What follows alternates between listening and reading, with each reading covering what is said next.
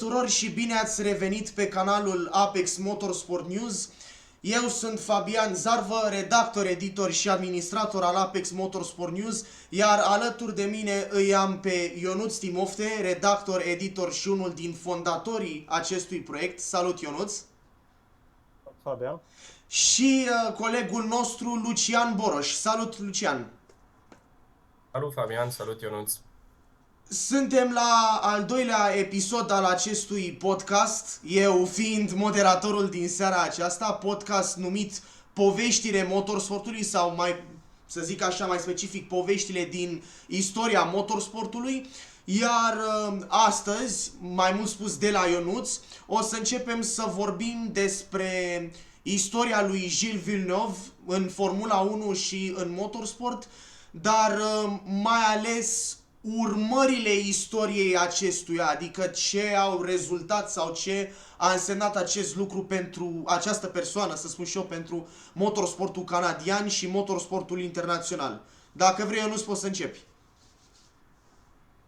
Da, salutare tuturor. Într-adevăr, astăzi o să vorbim despre Gilles Villeneuve, despre impactul pe care l-a avut în materie de motorsport, despre succesul și despre tragedia care a marcat cariera și de ce îl considerăm noi pe Gilles Villeneuve un element aproape unic și irepetabil în istoria Formulei 1. Eu voi începe cu o prezentare cronologică a realizărilor lui Gilles Villeneuve. Ulterior, Fabian și cu Lucian vor continua cu câteva date despre piloți canadieni. Vom vorbi puțin și despre motorsport în general, cum s-a dezvoltat acesta după moartea lui Gilles Villeneuve în Canada și vom prezenta schematic anumite aspecte legate de acest subiect.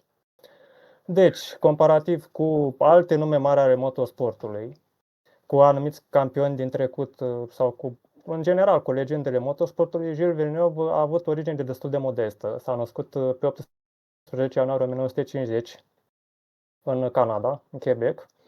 Ulterior avea, din motive mai mult sau mai puțin elocvente, și modifice data nașterii și să mintă asupra anului nașterii, să-l adauge ca fiind născut în 1952, datorită și debutului său târziu pe care l-a avut în competiție.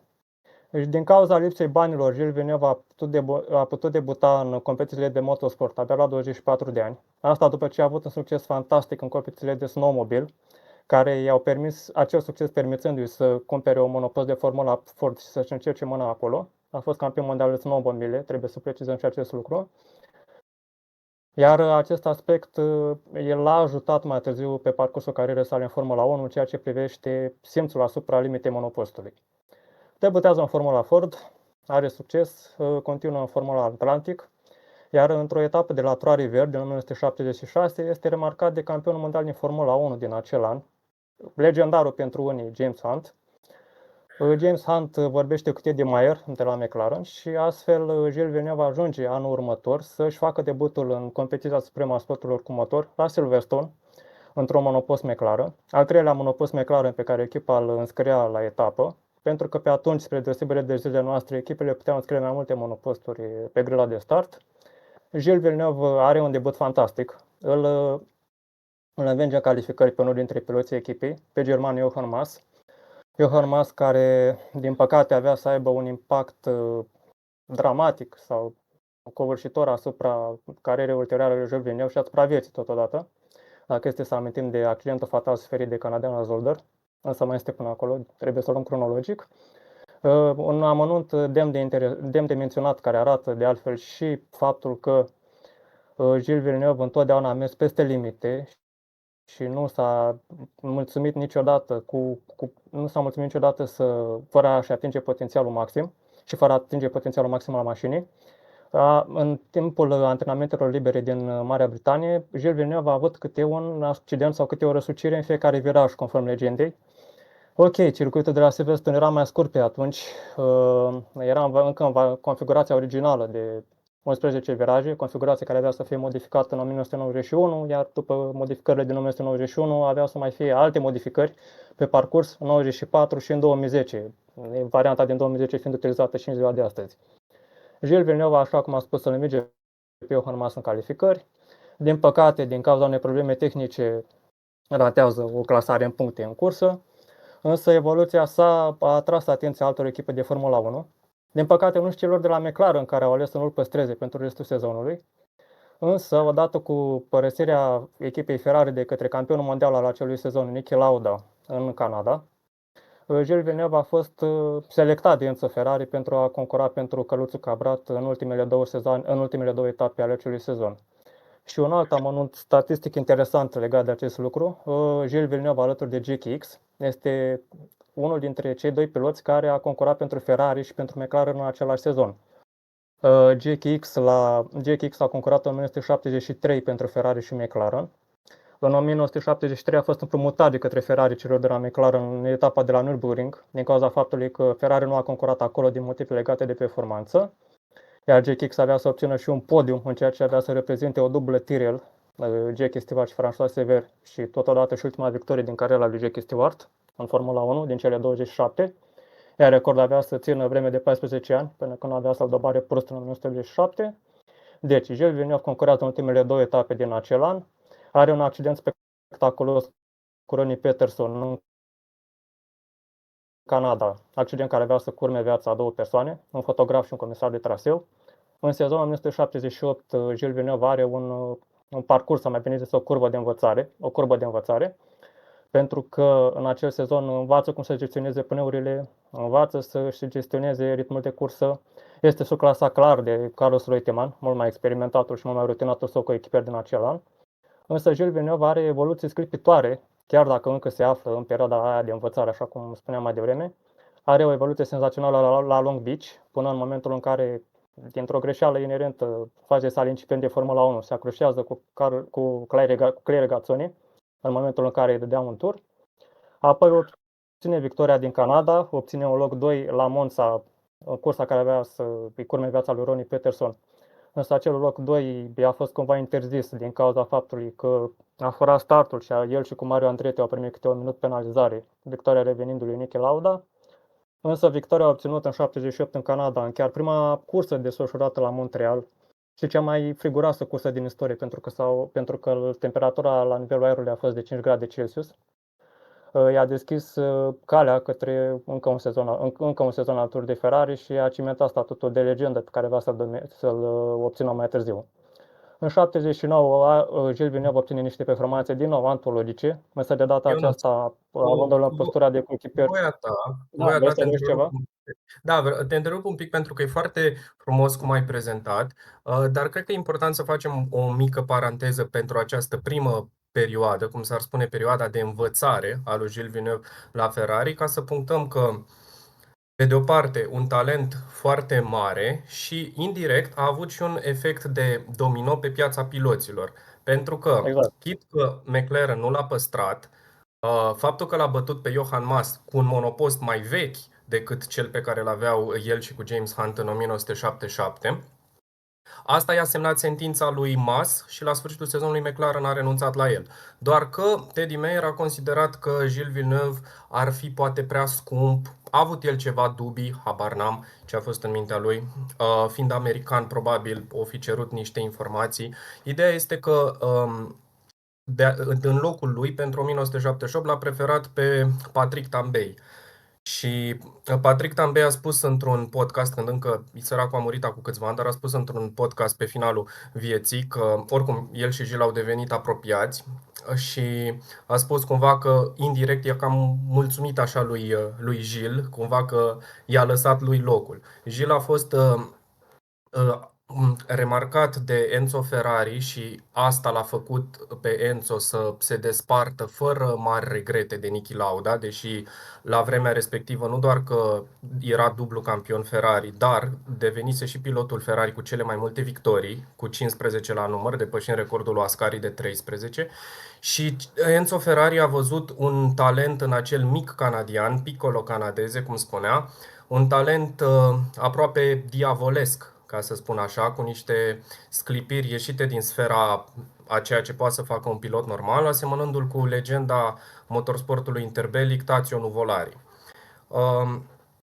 Și înainte să reiei tu cu sezonul 1979, trebuie menționat că până prima mea informație, să zic așa, pe care am avut-o despre Gilles Villeneuve, eu crescând cu fiul lui, cu Jacques, a fost într-un rezumat al cursei din 1977 al Canadei, ultima pe circuitul de la Mosport Park, în statul Ontario, înainte să se mute în Quebec, pe circuitul care astăzi îi poartă numele lui Gilles. Și atunci acela a fost practic debutul său la Ferrari, cu ocazia acelei curse, fiindcă Niki Lauda, deja campion mondial din etapa precedentă, a plecat.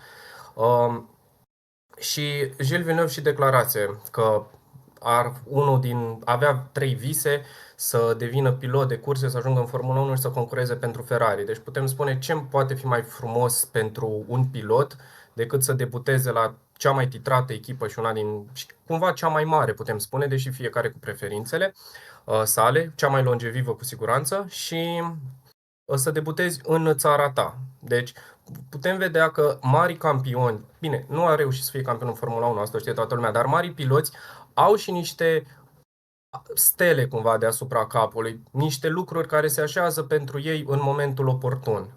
Dacă ne gândim și că a debutat la Silverstone, locul unde a luat naștere Formula 1 în 50, știi? Adică putem să vedem că el a fost atins așa și de soartă într-un mod pozitiv în acele momente de debut ale carierei. Iar anii 70, că am mai vorbit despre asta, a fost o perioadă cu foarte mulți piloți foarte buni, cu o pleiadă de echipe și mai mari și mai mici. Unii aveau 3 mașini, alții o singură mașină. Și că spuneai și de Jackie X, Gilles Villeneuve este într-o categorie specială a celor mai buni piloți din istoria Formulei 1 care n-au luat titlul mondial. Și putem regăsi în anii 70 câteva nume. Poate cei mai mulți piloți care meritau să fie campioni și au fost în anii 70. Gilles Villeneuve, Jackie X, Ronnie Peterson, Clay Regazzoni și Carlos Reutemann, ca să enumăr 5. Și o parte însemnată din ei cu istorie la Ferrari.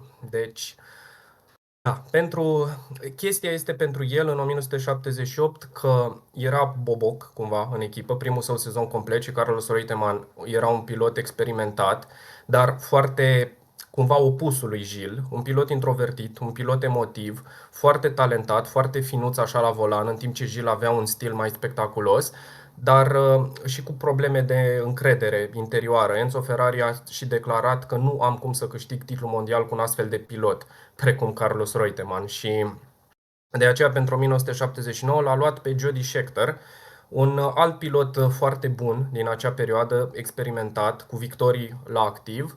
Și rămâne acum tu să povestești sezonul 1979 cu Jody Scheckter și cu Gilles Villeneuve și mai ales și relația foarte bună pe care au avut-o ei doi. Da, și ai făcut niște paralele foarte bune și chiar mă gândeam acum. În istoria Formulei 1, nu doar în anii 70, dacă este să ne întoarcem tot așa cronologic, să o luăm încă de la începuturi, sunt foarte mulți piloți care meritau să fie campion mondial și nu au reușit să facă acest lucru. Ne avem în anii 50 pe Froilan González, îl avem pe Tony Brooks, îl avem pe Stirling Moss, probabil cel mai celebru nume, că excepția lui Villeneuve, care nu a câștigat titlul mondial, deși a obținut 16 victorii în Formula 1. În anii 60 îl avem pe Dan Gurney. Avem în anii 70, așa cum ai spus și tu, îl avem pe Reutemann, îl avem pe Gilles Villeneuve. Avem pe Jackie X, avem pe Clay Regazzoni, care a fost aproape de titlu până ce l-a pierdut în ultima etapă, în 1974, în Statele Unite, cursa care avea să îl ucidă pe Helmut Koenig, unul dintre debutanții austrieci din acel sezon. În anii 80 îl avem pe Stefan Belov, o altă stea care a dispărut prematur și nu și-a atins potențialul maxim și care trebuia să piloteze pentru Ferrari în 86. Deci lista este destul de lungă. Știu, și într-adevăr, Carlos Reutemann nu a fost neapărat atât de diferit ca stil de pilotaj față de Gilles Villeneuve. A personalitate, ca personalitate, într-adevăr. Ca personalitate, da. Poate și ca să-ți dau un exemplu, ca să-ți dau un exemplu ce fel de caracter a avut Carlos Reutemann sau ce fel de personalitate a avut, îți voi povesti despre cursa din Austria din 1979 pe scurt, pentru că am mai apoi să povestești despre sezonul pe care l-a avut Gilles Villeneuve în 1979.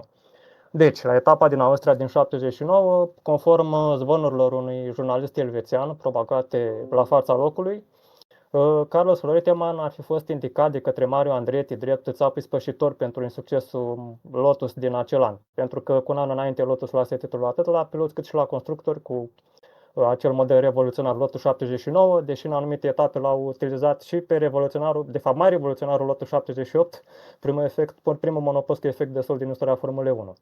În momentul în care Carlos Reutemann a auzit acele informații, între ghilimele, propagate de jurnalistul elvețian, a hotărât că parcursul său la Lotus s-a terminat și a decis să părăsească echipa. Deși ulterior informațiile au fost dezmințite de Mario Andretti referitor la faptul că el ar fi zis acele lucruri. Și acum revenind la Gilles Villeneuve, în 79 Gilles Villeneuve s-a maturizat în pilotaj, deși a mai continuat să facă greșeli. Însă 79, alături de sezonul 1981, sunt anii de referință pentru Villeneuve în Formula 1 și anii care au produs cumva cele mai legendare momente din cariera lui. Deci, câștigă la Long Beach în 1979, câștigă la Kyalami în 1979 și câștigă și la Watkins Glen în 1979. Obține 3 victorii în acel an și termină pe locul 2 în clasamentul piloților, la 4 puncte în spatele lui Jody Scheckter, însă dacă este să contabilizăm toate punctele din acel an, Gilles Villeneuve ar fi terminat de fapt la 7 puncte în spatele pilotului sud-african. Victoria din Africa de Sud este obținută în condiții mixte și tot în acea cursă trebuie să precizăm și că a avut loc primul pole position din istoria celor de la Renault în Formula 1 prin Jean-Pierre Jabouille. În Africa de Sud, Gilles Villeneuve a profitat de o strategie mai inspirată decât a coechiperului său și a rămas pe pistă mai mult timp cu anvelope de pistă udă, iar în momentul în care a schimbat pe slick-uri, l-a depășit fără probleme pe Jody Scheckter și a câștigat cursa. La Long Beach, deși a avut o controversă referitoare la start, pentru că și-a depășit poziția de pe grila de start și ulterior piloții au fost nevoiți din cauza lui să mai facă încă un tur de instalare, Gilles Villeneuve totuși avea să câștige cursa într-o manieră autoritară și a primit o amendă pentru acel incident, deși în mod normal putea să primească, așa cum primise și la Monza, că tot am amintit mai devreme, 60 de secunde penalizare și să piardă victoria, însă din fericire acest lucru nu s-a întâmplat. A urmat apoi cursa de la Monaco și cursa de la Zolder, și cursa de la Zolder este un moment de referință și în 1982, pentru că acolo mare Villeneuve în calificări, dar și în 1979, pentru că acolo se inversează cumva balanța de putere în cadrul echipei Ferrari. Villeneuve se acroșează la start cu Clay Regazzoni și, cu Clay Regazzoni și cu Jody Scheckter, fără a avea vreo vină. Ajunge la coada grilei, recuperează și ajunge până pe locul 3, însă în ultimul tur rămâne fără combustibil. Cursa este câștigată de Jody Scheckter, iar de acolo Scheckter începea să-și impună supremația în cadrul echipei, supremație care era stipulată și în contract, pentru că pilotul sud-african era pilot numărul 1 la Ferrari pentru 1979, iar Gilles Villeneuve era în postura de locotenent. Deci, Villeneuve nu obține puncte în Belgia, la Monaco, după ce a stat în spatele echipierului său, abandonează în turul 55 și ratează încă 6 puncte aferente locului 2, pentru că pe atunci sistemul de punctaj era total diferit comparativ cu zilele noastre. Poate mă vorbi altă dată pe tema asta. Jody Scheckter avea să spună mai târziu că... Ne-ar trebui un episod special, pentru că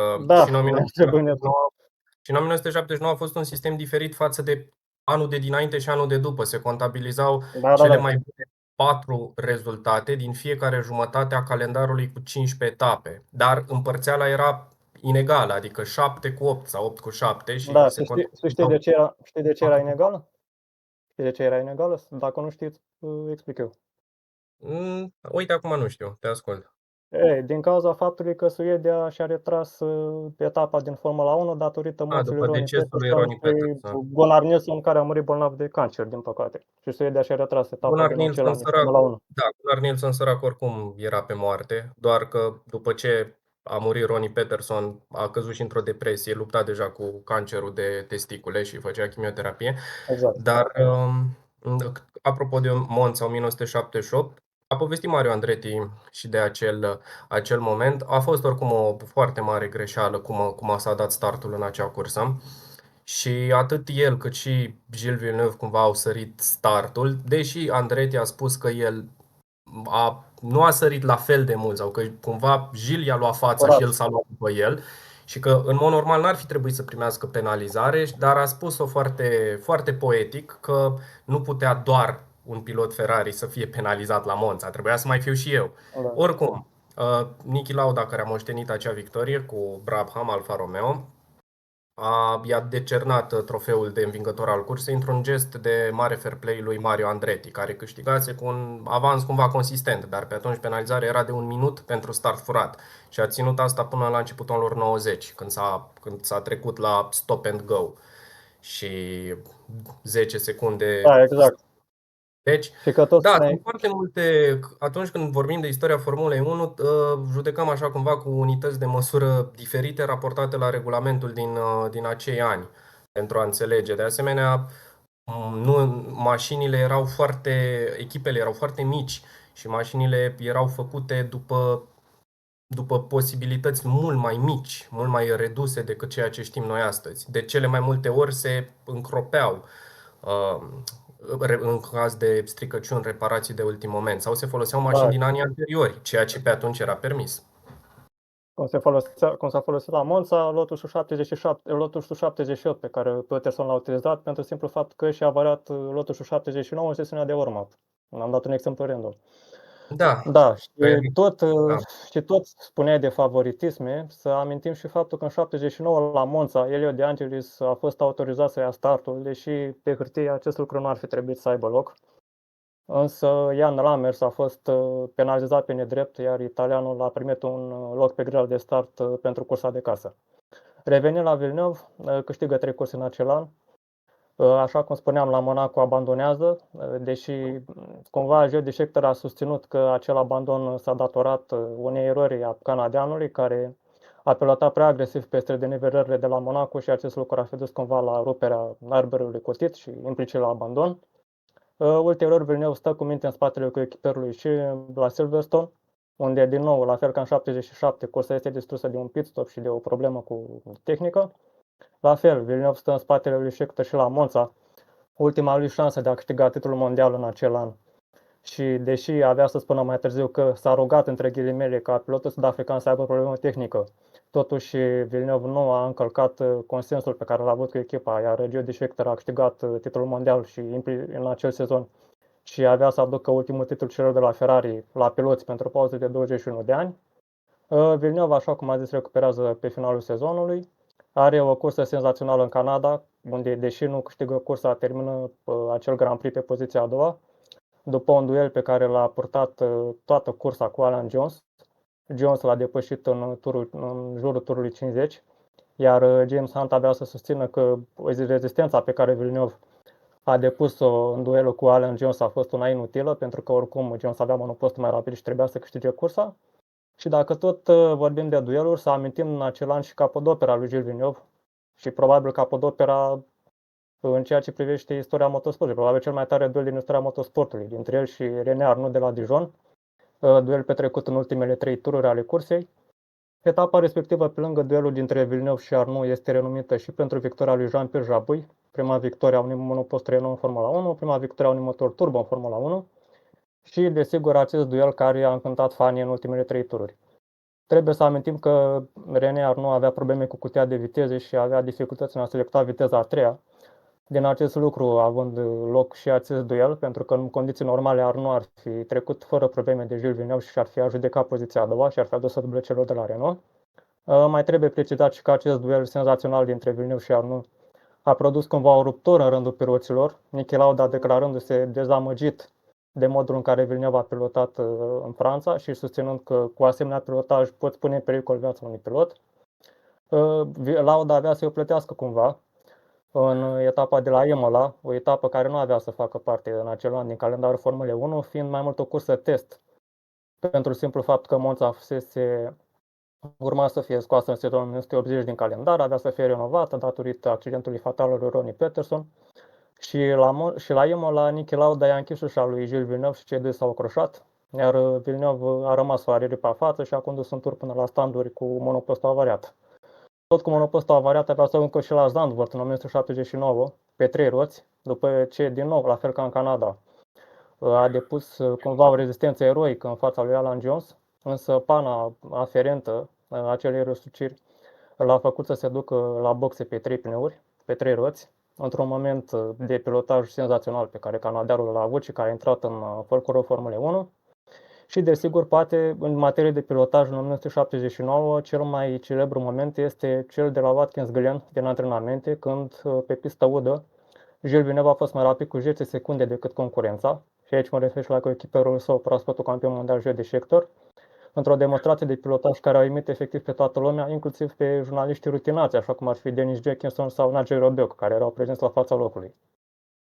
Dacă vrei să mai adaug tu ceva despre 1979, înainte de a continua eu cu ultimele 3 sezoane din cariera lui Villeneuve, Lucian, Da, ești invitatul meu. 1979 a fost un an cu foarte multe povești la foarte multe echipe și cred că o să-l mai aducem în discuție și în episoade viitoare, fiindcă avem materiale. Legat de Jody Scheckter, că vreau să menționez un pic și de el și de comparația dintre cei doi și sezonul 1979 ca echipă Ferrari, trebuie spus că și Jody Scheckter a fost un pilot foarte, foarte bun. Era într-o fază, deși de aceeași vârstă cu Gilles Villeneuve, cred tot 1950 este și Jody Scheckter, dacă nu mă înșel. Da, Era un veteran, da, era un veteran cumva al competiției, pentru că debutase de foarte tânăr și a fost și el un pilot sălbatic, cum s-ar spune, wild. Scurtă paranteză, Fittipaldi l-a numit Golan după accidentul din Franța din 1973. Ca Da, să când vezi ce era reputație avea tânăr. Scheckter la momentul Când era respectiv. tânăr, Jody Scheckter, singurul campion al Africii și pilot sud-african din Și singurul campion mondial de origine evrească din Formula 1. Un alt aspect interesant. Da, de acord. Și, cum să spun, legat de el, era cumva într-o fază de final de carieră. Bine, asta s-a dovedit ulterior, dar era clar mult mai experimentat. Fusese ales ca succesor la Tyrrell al lui Jackie Stewart după ce s-a retras. Nu a reușit să câștige vreun campionat, dar au făcut câteva performanțe, printre care și o victorie cu monopostul cu 6 roți în Suedia în 76. Și ce vreau să spun, din pilotul acel enfant teribil, cum au fost mulți mari piloți în tinerețile lor au fost enfant teribil, îl avem ca exemplu și pe Max Verstappen în zilele noastre, și pe măsură ce anii au trecut și experiența s-a acumulat, au devenit foarte atenți, foarte calculați și mult mai precauți într-un fel pe pistă. Jody Scheckter avea să spună că Gilles Villeneuve, dacă nu ar fi acordat atât de mult atenție imaginii sale mai de rebel, să zic așa, ar fi putut să facă mai mult în acel an, ar fi putut el să fie campion. Trebuie să mai menționăm și că Jody Scheckter a ajuns conjunctural într-un fel la Ferrari. Am zis, se săturase Enzo de Carlos Reutemann, dar înaintea lui fusese ofertat James Hunt. Și James Hunt, care devenise foarte bun prieten cu Niki Lauda, ei fuseseră și de dinainte de duelul lor din 76, dar deveniseră și mai strânsă relația lor după. L-a întrebat pe Niki ce să fac, să mă duc la Ferrari, să nu mă duc. Și Niki, care plecase trântind ușa și trântind-o tare, s-au spart și geamurile în urmă, i-a zis: nu te duce, că Ferrari nu-și respectă piloții și dacă te duci o să fii tratat ca un nimeni, știi? Și Hunt a zis: ok, nu mă duc, și a fost luat Jody Scheckter, care făcuse niște performanțe cu Wolf în 1977 și se vicecampion cu acea echipă care era la debut. Și uite, așa se scrie cumva istoria. Iar apropo de Alan Jones și Williams, deja de prin a doua jumătate a sezonului 79, dacă nu chiar de pe la mijloc, mașinile Williams, revoluționare prin Patrick Head și Frank la acea vreme, îmbunătățiseră efectul de sol al celor de la Lotus, l-au dezvoltat mult mai bine și deveniseră o forță de temut, mult mai rapidă, însă în același timp destul de puțin fiabilă. La Monte Carlo, Jody Scheckter a câștigat ținându-l în spate pe final pe Clay Regazzoni, care era cu echipierul lui Alan Jones la Williams. Deci putem spune că ce a zis el despre Gilles Villeneuve putem înțelege din contextul pilotului cu experiență care a pilotat precaut, știind oricum că la Monte Carlo e greu să depășești, pentru a-și asigura punctele. L-a urmărit așa ca un metronom punctele în acel sezon ca să devină campion, pentru că avusese experiența unor șanse ratate înainte. Iar la Zolder, din nou, Jody Scheckter a obținut, să zicem, o victorie norocoasă, pentru că o defecțiune la mașina lui Alan Jones l-a privat de prima victorie Williams din istorie. Victorie care a fost adusă după aceea la Silverstone de Clay Regazzoni după o altă defecțiune tehnică a lui Alan Jones, care după aia a câștigat 4 curse până la finalul sezonului.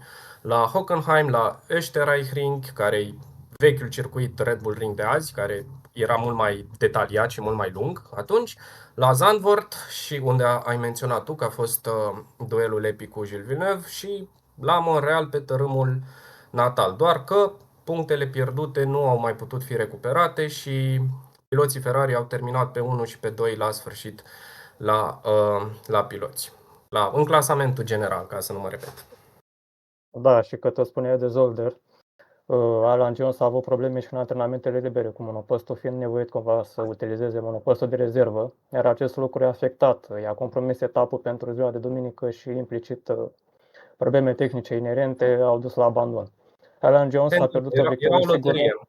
Era un element de imprevizabilitate fascinant în acei ani la Formula 1. De asta mulți piloți puteau să câștige mai mult sau mai puțin, dar soarta făcea diferența când nu te așteptai. Tot Williams a adus și sponsorii saudiți în Formula 1 și că tot spuneai tu de victoria lui Clay Regazzoni de la Silverstone din 1979, victorie care, da, așa cum ai zis și tu, s-a datorat problemelor tehnice ale lui Alan Jones. Clay Regazzoni a ales să sărbătorească pe podium cu suc de portocale în loc de șampanie, asta ca un fun fact, ca să nu ofenseze cumva religia musulmană a sponsorului din Arabia Saudită. Și tactica asta a fost utilizată, a fost repetată și de către Alan Jones pe parcursul acelor ani.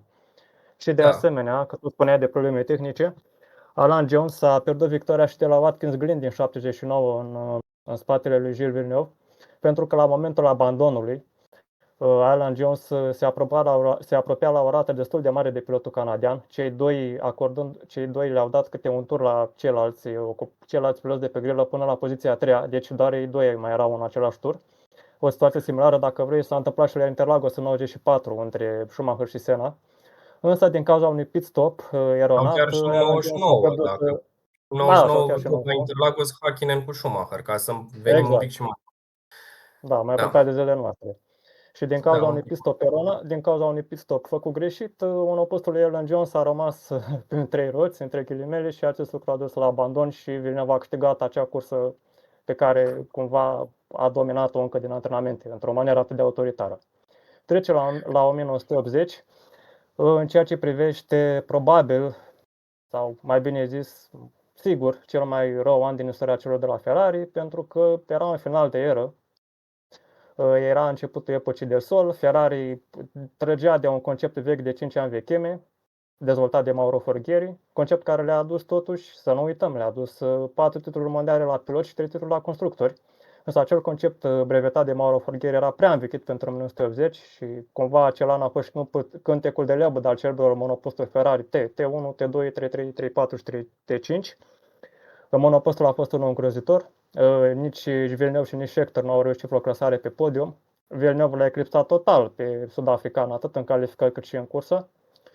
Trebuie să precizăm că, în ciuda materialului extrem de slab de concurs pe care Villeneuve l-a avut în acel an, totuși pilotul canadian a reușit niște performanțe senzaționale, probabil cele mai notabile dintre ele fiind în Argentina, unde s-a duelat cu Alan Jones, deși el nu avea niciun drept să facă asta, între ghilimele, și la Monaco, unde pe final, pe pista udă, a fost cu câteva secunde pe turn mai rapid decât concurența, terminând pe 4. Iar la finalul acelui sezon, Jody Scheckter avea să-și anunțe retragerea din Formula 1 și astfel pentru 1981 la Ferrari avea să devină coechiperul lui Villeneuve ambițiosul Didier Pironi. Și fără a trece mai departe la 1981, că tot spuneai tu de relația dintre Villeneuve și Scheckter, relația dintre Villeneuve și Scheckter a fost una aproape ideală, ca să spunem așa, pentru că cei doi s-au înțeles foarte bine, au colaborat excelent, au făcut schimb de date, au făcut schimb de informații, nu s-au sabotat niciodată și au respectat cuvântul dat.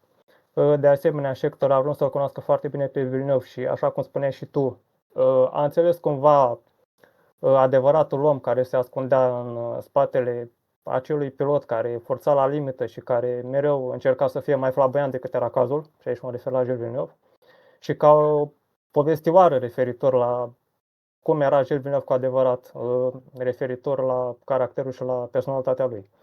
Deci, Jody Scheckter spunea că, în general, când cei doi călătoreau de la Monaco, noua reședință a lui Villeneuve, Villeneuve se mutase la Monaco din 1978 și avea să trăiască acolo până în 1982, anul morții sale.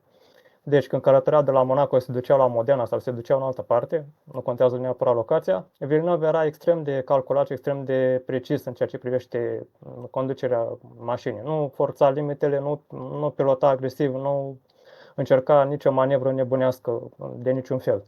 Însă în momentul în care se apropia de orașul Modena, Villeneuve, pentru a lua ochii fanilor, începea să forțeze, începea să arunce mașina încoace și încolo, pentru a justifica cumva renumele pe care le avea în Formula 1, acela de pilot care nu renunță niciodată, acela de mic valare, așa cum spuneai tu mai devreme, și așa cum îl numisese Enzo Ferrari, și acela de pilot care forța mereu și pilota mereu la limită. Și tot despre Jody Scheckter, un alt amănunt referitor la personalitatea lui Villeneuve, sud-africanul, în podcastul Beyond the Grid, susținea că Villeneuve nu a fost neapărat sau nu a fost extraordinar de atașat de Ferrari, așa cum se susține, sau așa cum se susține și acum. Villeneuve s-a folosit, sau mai bine zis, Villeneuve a profitat de oportunitatea oferită de Ferrari pentru a deveni un pilot mare și pentru a se impune în cadrul Formulei 1, iar succesul cumva obținut și moartea sa prematură pe care a avut-o la Zolder a cimentat cumva legenda de pilot care se identifică cu marca celor de la Ferrari.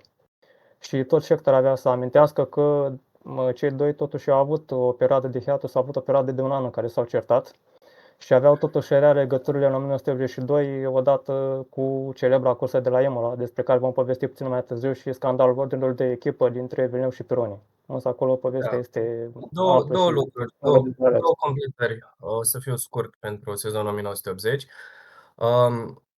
Că, deși pe hârtie și statistic putem considera cea mai slabă apărare a unui titlu mondial a unui pilot vreodată, în cazul lui Jody Scheckter atunci, și pentru că a rămas la aceeași echipă și nu s-a dus cum a pățit Damon Hill să fie forțat să se ducă la cineva de la coada grilei și rezervorul său de motivație se și golise și, în fine, nu a reușit să se califice în penultima etapă de la Montreal și cred că aia i-a pus cumva capac, știi, aghiasmă, busuioc și accidentul de la Imola.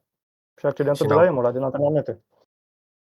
Da, dar cumva el trebuie amintit, cum am zis și eu, ceea ce a realizat până în 1979 era suficient pentru a-l considera un pilot demn de a fi campion într-o conjunctură favorabilă, cum s-a și dovedit. Există situații, că de asta se mai spune, am auzit și cu Nico Rosberg și așa, că mamă, că trebuie să-ți confirm după aceea că presiunea crește. Nu, eu sunt de părere că dacă ai reușit să devii campion mondial, mai ales cu niște curse bune în spate, adică nu din al doilea sau al treilea sezon și după aia te lași, știi? Atunci asta cumva îți confirmă ceea ce ai făcut în spate, confirmă dacă tu meriți să fii campion în prezent. Nu neapărat ce vine după. Nu trebuie, că de asta sunt din 35 de campioni mondiali ai Formulei 1, mai mult de jumătate, 18, au luat un singur titlu și putem categorisi în toate felurile. Dar e importantă chestia asta de menționat, că un pilot poate oricând, că sunt oameni și ei, mai ales în condițiile riscurilor. Putem să adăugăm că în 1980 i s-a născut și lui Jody Scheckter, unul dintre băieți, nu știu dacă cel mai mare, dar Thomas Scheckter, care a fost și el pilot. Pe atunci teama de a rămâne, Alan Jones spunea tot într-un podcast Beyond the Grid că el înaintea fiecărui sezon avea grijă ca toate cheltuielile să fie plătite, ratele la casă, nu știu ce, asigurări, tot, ca în cazul în care moare să nu rămână soția cu datorii. Adică stresul și riscurile pe care și le asumau piloții pe atunci erau incomparabile cu cele la care se poate gândi un om în ziua de astăzi. Și un alt detaliu, și acum trecem și într-o notă mai pozitivă, 1980 a mai reprezentat ceva pentru Gilles Villeneuve, fără voia lui neapărat, și anume asocierea cu celebrul număr 27.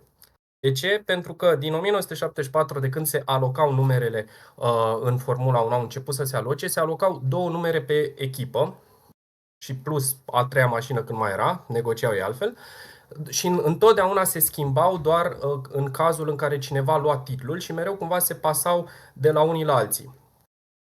De exemplu, în 1978, Lotus cu Andretti și Peterson aveau numerele 5 și 6.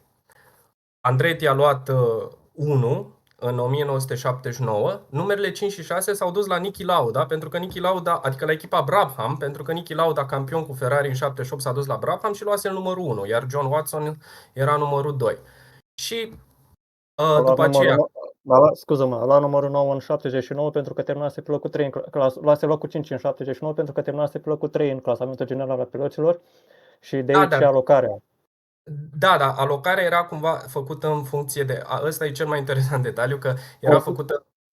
Poziția pilotului principal. Poziția pilotului principal în clasamentul piloților. Echipa care avea pilotul cu numărul 1 pe mașină și nu și-a apărat titlul, nu avea opțiuni, lua numerele de la echipa anterioară. Williams, pentru că intrase târziu în Formula 1 77, debutul, a primit numerele 27-28, că erau mai pe la coadă din grila cu câte mașini erau atunci. Alan Jones în 80 este singurul campion cu număr 27. Ferrari avea numerele 1 și 2 până atunci, trebuie menționat, avea 11 și 12 pe care le preluaseră de la McLaren. Tot așa, în contextul ăsta. Știm din filmul Rush că în 76 Lauda era campionul și James Hunt avea numărul 11 și din sezonul următor numerele 11-12 au fost alocate Ferrari și 1-2 s-au dus la McLaren. Și au rămas. Reutemann a fost 11 în 78. Reutemann a fost 11 și Gilles 12. Deci Gilles primii săi ani a concurat cu numărul 12 pe mașină. A avut numărul 2 în 1980, fiindcă fusese vicecampion și colegul său campion. Și pentru că Williams a luat titlurile, în 1981 au primit numerele 1 și 2, Alan Jones și din nou un nume cunoscut și menționat deja, Carlos Reutemann, iar numerele 27-28 s-au dus la Ferrari. Și Gilles Villeneuve, practic, doar în 1981 și 82 a concurat cu numărul 27 și acele numere au rămas la Ferrari până la realocarea din 1996, pentru că Ferrari n-a mai câștigat niciun titlu al piloților. Și au rămas mereu cu 27-28, cu excepția cazului dat când a venit Alain Prost cu numărul 1 de la McLaren, dar fusese campion cu altă echipă. În 1990, da. Exact. Și după aceea, pentru că tot McLaren a luat titlul, mă rog, s-au preschimbat. No, erau niște asocieri foarte interesante. Și a concurat Senna cu 27 în 90, aluzie la ce ai spus tu mai devreme. Da, și ca o completare scurtă și cu Williams aceeași chestie, că Nico Rosberg își alesese numărul 6 pentru că tatălui a câștigat cu numărul 6 în 1982. 82. Da. Ei bine, anul următor a avut numărul 1 și numerele 5-6 s-au dus la Brabham, care câștigase titlul cu Piquet în 81. Deci au făcut cumva schimb de numere și după aia în 83 iarăși Piquet a fost campion mondial, deci în 84 iarăși Brabham a luat numărul 1 și numerele 5-6 de la Brabham s-au întors la Williams. Și asta au facilitat după aia o altă legendă, Nigel Mansell, cu Red 5. Deci sunt foarte multe lucruri interesante și pe scurt, Gilles Villeneuve, spuneai tu că e asociat mult cu Ferrari și cu numărul 27 de la Ferrari și că ar fi iubit foarte mult Ferrari, dar putem vedea că au fost anumite lucruri înfrumusețate, anumite lucruri complet întâmplătoare, să zicem, precum asocierea asta de cifre, de numere, dar toate astea, orice mit, orice legendă pornește de la niște fapte reale. E bine să le povestim. Ca în cazul oricărui mit sau ca în cazul oricărei legende, există și niște urme de adevăr, pentru că mitul, deși în mentalul colectiv mitul poate fi considerat ca ceva care nu este adevărat, în realitate, din punct de vedere istoric sau din punct de vedere al definiției istorice, mitul poate fi clasificat ca un eveniment real care a fost, așa cum ai zis și tu, înfrumusețat și pe parcurs și a fost adăugat alte aspecte care poate nu au fost conforme cu realitatea. Însă, în esența lui, mitul este ceva adevărat, este ceva real. De aici pornim. Da, și am să te întreb ceva acum ca să-ți deschid ușile pentru a povesti acești ani cu 27 pe mașină și începând cu 81 al lui Gilles. Didier Pironi spusese cândva, înainte să moară, bineînțeles, că Gilles l-a primit foarte bine în cadrul echipei.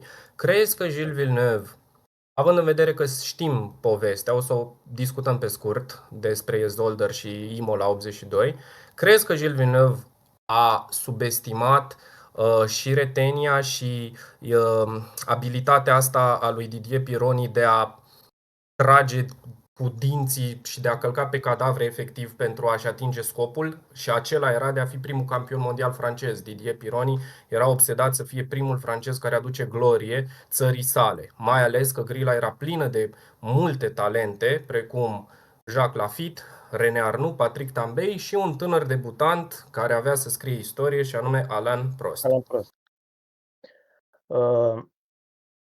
Nu vreau să-i fac portretul psihologic lui Villeneuve, pentru că nu sunt în măsură să fac așa ceva. Nu, dar Însă, strict, însă crezi că a dacă fost naiv? Așa vreau să te întreb. Crezi că a fost naiv? Însă Villeneuve a fost extrem de naiv și aici l-aș cita pe Judy Scheckter. Villeneuve a fost cea mai autentică persoană pe care puteai să o cunoști. Villeneuve a fost extrem de naiv. Villeneuve nu s-ar fi putut gândi că un pilot, sau mai bine zis că propriul său coechipier avea să adopte niște tactici murdare pentru a-i subtiliza victoria sau pentru a-i subtiliza titlul. Trebuie menționat și un alt aspect aici, că tot m-ai întrebat pe tema asta. Soția lui Villeneuve, Joan, i-a atras atenția lui Gilles în momentul în care Villeneuve și Pironi s-au cunoscut pentru prima dată în 1981, despre faptul că, citez, Pironi nu pare Pironi nu este ceea ce pare la o privire sumară, la o caracterizare așa, nu știu, la o caracterizare din asta simplă. Însă Villeneuve Villeneuve a ignorat avertismentul soției și l-a tratat pe Pironi exact așa cum l-a tratat și pe Scheckter, exact așa cum și-a tratat toți echipierii pe care a avut în Formula 1. Villeneuve a fost o persoană extrem de onestă. Villeneuve întotdeauna, așa cum spunea și mai devreme, și-a respectat cuvântul dat. Nu s-a fi gândit niciodată că se poate ajunge la ceea ce s-a ajuns în cadrul Cosei de la Imola. Însă până să ajungem la sezonul... Mai trebuie spus paranteză că el a avut o relație foarte bună cu toți francezii de pe grilă. René Arnoux, Patrick Tambay și Alain Prost l-au iubit foarte mult pe Gilles. Asta a declarat-o Villeneuve și se poate găsi și pe YouTube în cadrul unui interviu pe care l-a susținut înainte de cursa de la Monza din 81 și acolo Villeneuve a spus că se înțelege foarte bine cu toți piloții francezi de pe grilă și nu putea să se explice de ce acest lucru. Probabil aici ne putem lega și de aspectul lingvistic, într-adevăr, pentru că el fiind un canadian de origine franceză, se putea înțelege foarte bine cu piloții francezi care erau pe grilă. Însă, revenind la sezonul 1981, la startul acelui sezon, Ferrari a realizat în acel an, proiectul fusese dat startul încă din 1979 la comanda lui Forghieri. Ferrari realizase cel mai puternic motor de pe grilă, însă sasiul la momentul respectiv, în 1981, era unul extrem de slab. Și dacă este să-l cităm pe Harvey Postlethwaite, cel care avea să preia frâiele echipei în 81, la sfârșitul 81 și avea să realizeze cel monopost C2 din 1982, care reducea acel deficit în ceea ce privește apăsarea aerodinamică. Deci, în 1981, Ferrari a avut un sfert din apăsarea aerodinamică a echipelor de top și aici mă refer la echipele englezești în special, mă refer la Brabham, mă refer la McLaren, mă pot referi și la Renault, de ce nu? Deși nu face parte din grupul echipelor britanice. Chiar și Williams. Da, care a fost mașina dominantă din acel an, într-adevăr, corectement și cu John Slavolan. Însă, cu toate acestea, Villeneuve a reușit să obțină probabil cele mai spectaculoase victorii ale anilor 80. Sau cea mai spectaculoasă victorie a anilor 80, pentru că cea de la Monaco a fost datorat cumva și conjuncturii. Trebuie să precizăm și acest lucru, datorită abandonului pe care l-a avut Alan Jones. Însă victoria din Spania, cu al 6-lea sau 7-lea monopost de pe grilă din punct de vedere al performanței pure, rămâne în anarele Formule 1 și rămâne drept una dintre cele mai impresionante victorii din toată istoria și probabil cea mai impresionantă victorie a anilor 80. Eu aș pune peste istoriile 85, de exemplu, legendara cursă reușită de Ayrton Senna. La Jarama 81, Villeneuve a ținut vreme de 10 de tururi în spate, monopostul mult mai dominante de punct de vedere al performanței și a reușit să obțină cea de-a 6-a victorie a carierei și ultimul lui succes din carieră, cu o mașină care nici măcar nu avea ce să caute în zona punctelor, dar apoi să mai termine și pe prima treaptă a podiumului. În afară de aceste două performanțe, vorbind și luând-o strict cronologic, Villeneuve a mai obținut un podium antologic și în Canada, unde după un contact cu un alt pilot, aripa fața monopostului s-a desprins și a obturat în totalitate vizibilitatea în ultimele tururi pe pistă udă, iar ulterior Villeneuve avea să declare că s-a orientat după petele ude existente pe circuit pentru a putea pilota monopostul. Deși Jackie Stewart susținea că trebuie descalificat în comentariul live pe care l-a susținut la CBS, având în vedere că era pilotul de casă și având în vedere legenda pe care Villeneuve avea în Canada și în cadrul Ferrari, Această decizie nu a fost luată, iar aripa monopostului s-a desprins și Villeneuve avea să termine pe ultima treaptă a podiumului, din nou după o performanță senzațională. În acel an, în Da. 81, trebuie să precizăm și performanțele lui Pironi.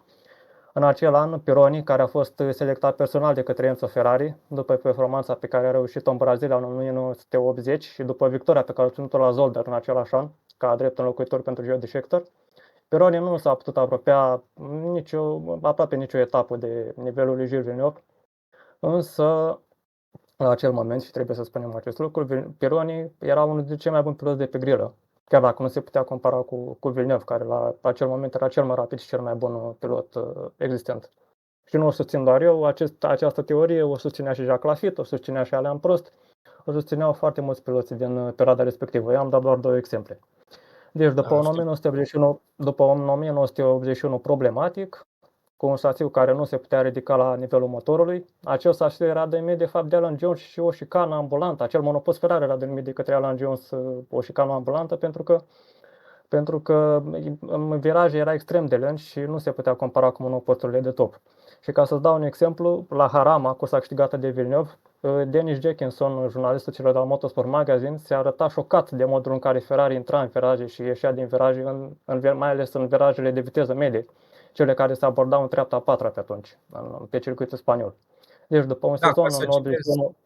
Ca să citesc și eu din memorie, într-una din revistele copilăriei mele erau menționate la categoria victorii spectaculoase cu mașini inferioare aceste două ale lui Gilles Villeneuve și spunea textul că numai geniul lui Gilles putea să facă diferența în acel monopost Ferrari în formă de tank. Adică o exprimare foarte plastică și poetică și cele două victorii ale lui din 81 erau asemănate, erau puse cumva în aceeași categorie cu victoriile lui Stirling Moss din 61 de la Monaco și Nürburgring, ca niște exemple clare de niște mari piloți, mari talente care au câștigat curse cu un monopost clar inferior.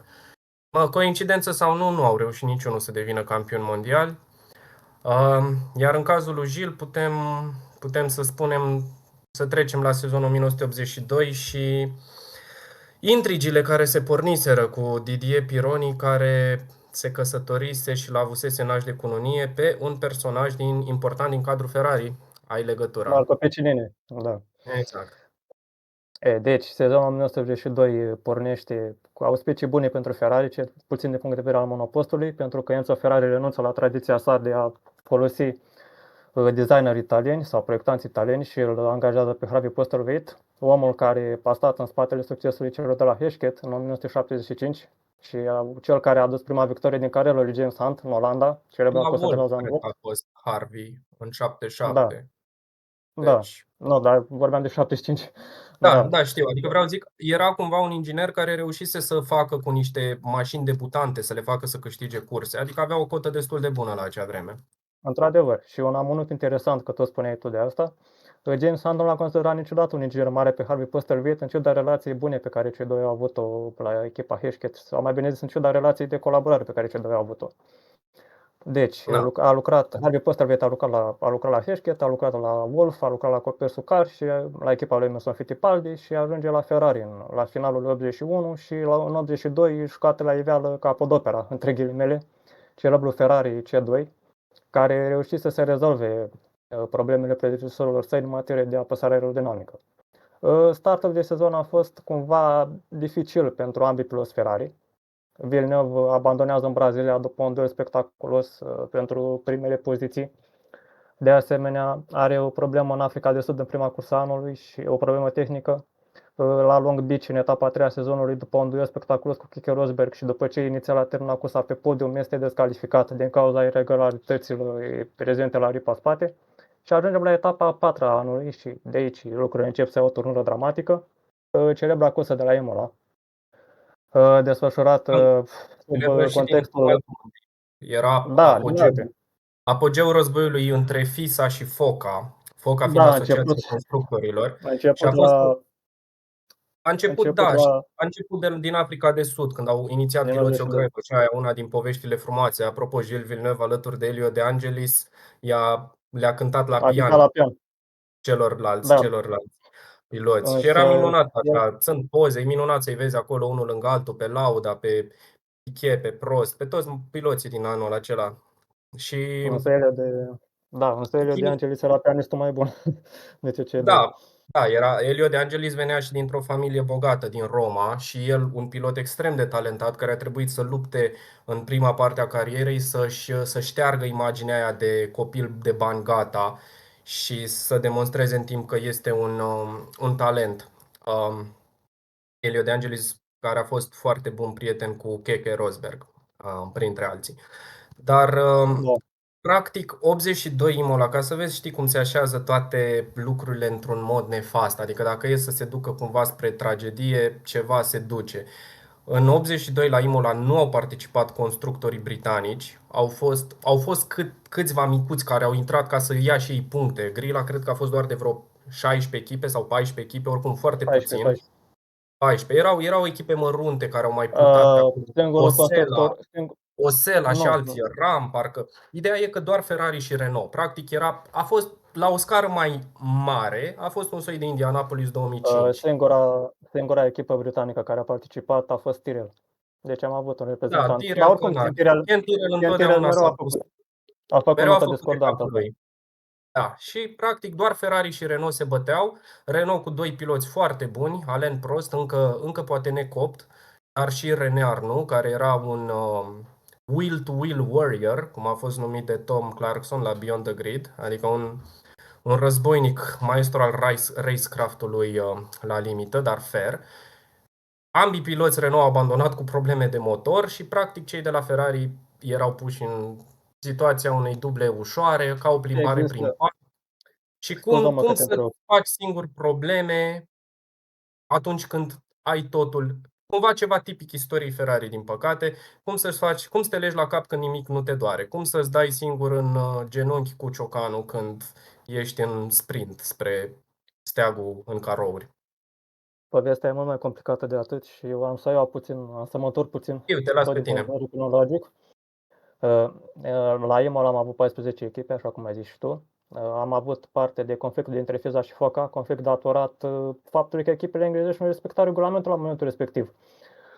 Nu respectau greutatea minimă de 580 de kg pe care trebuiau să aibă monoposturile. Tyrrell a făcut notă discordantă și a decis să participe din motive de sponsorizare la Imola.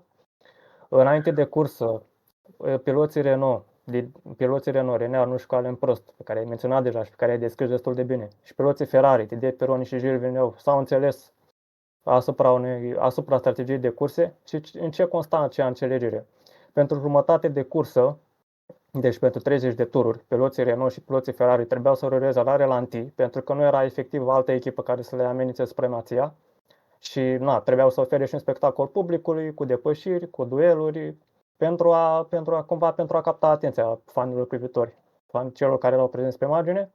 Iar după cele 30 de tururi, urma să aibă loc adevărata cursă dintre cele 4 monoposturi.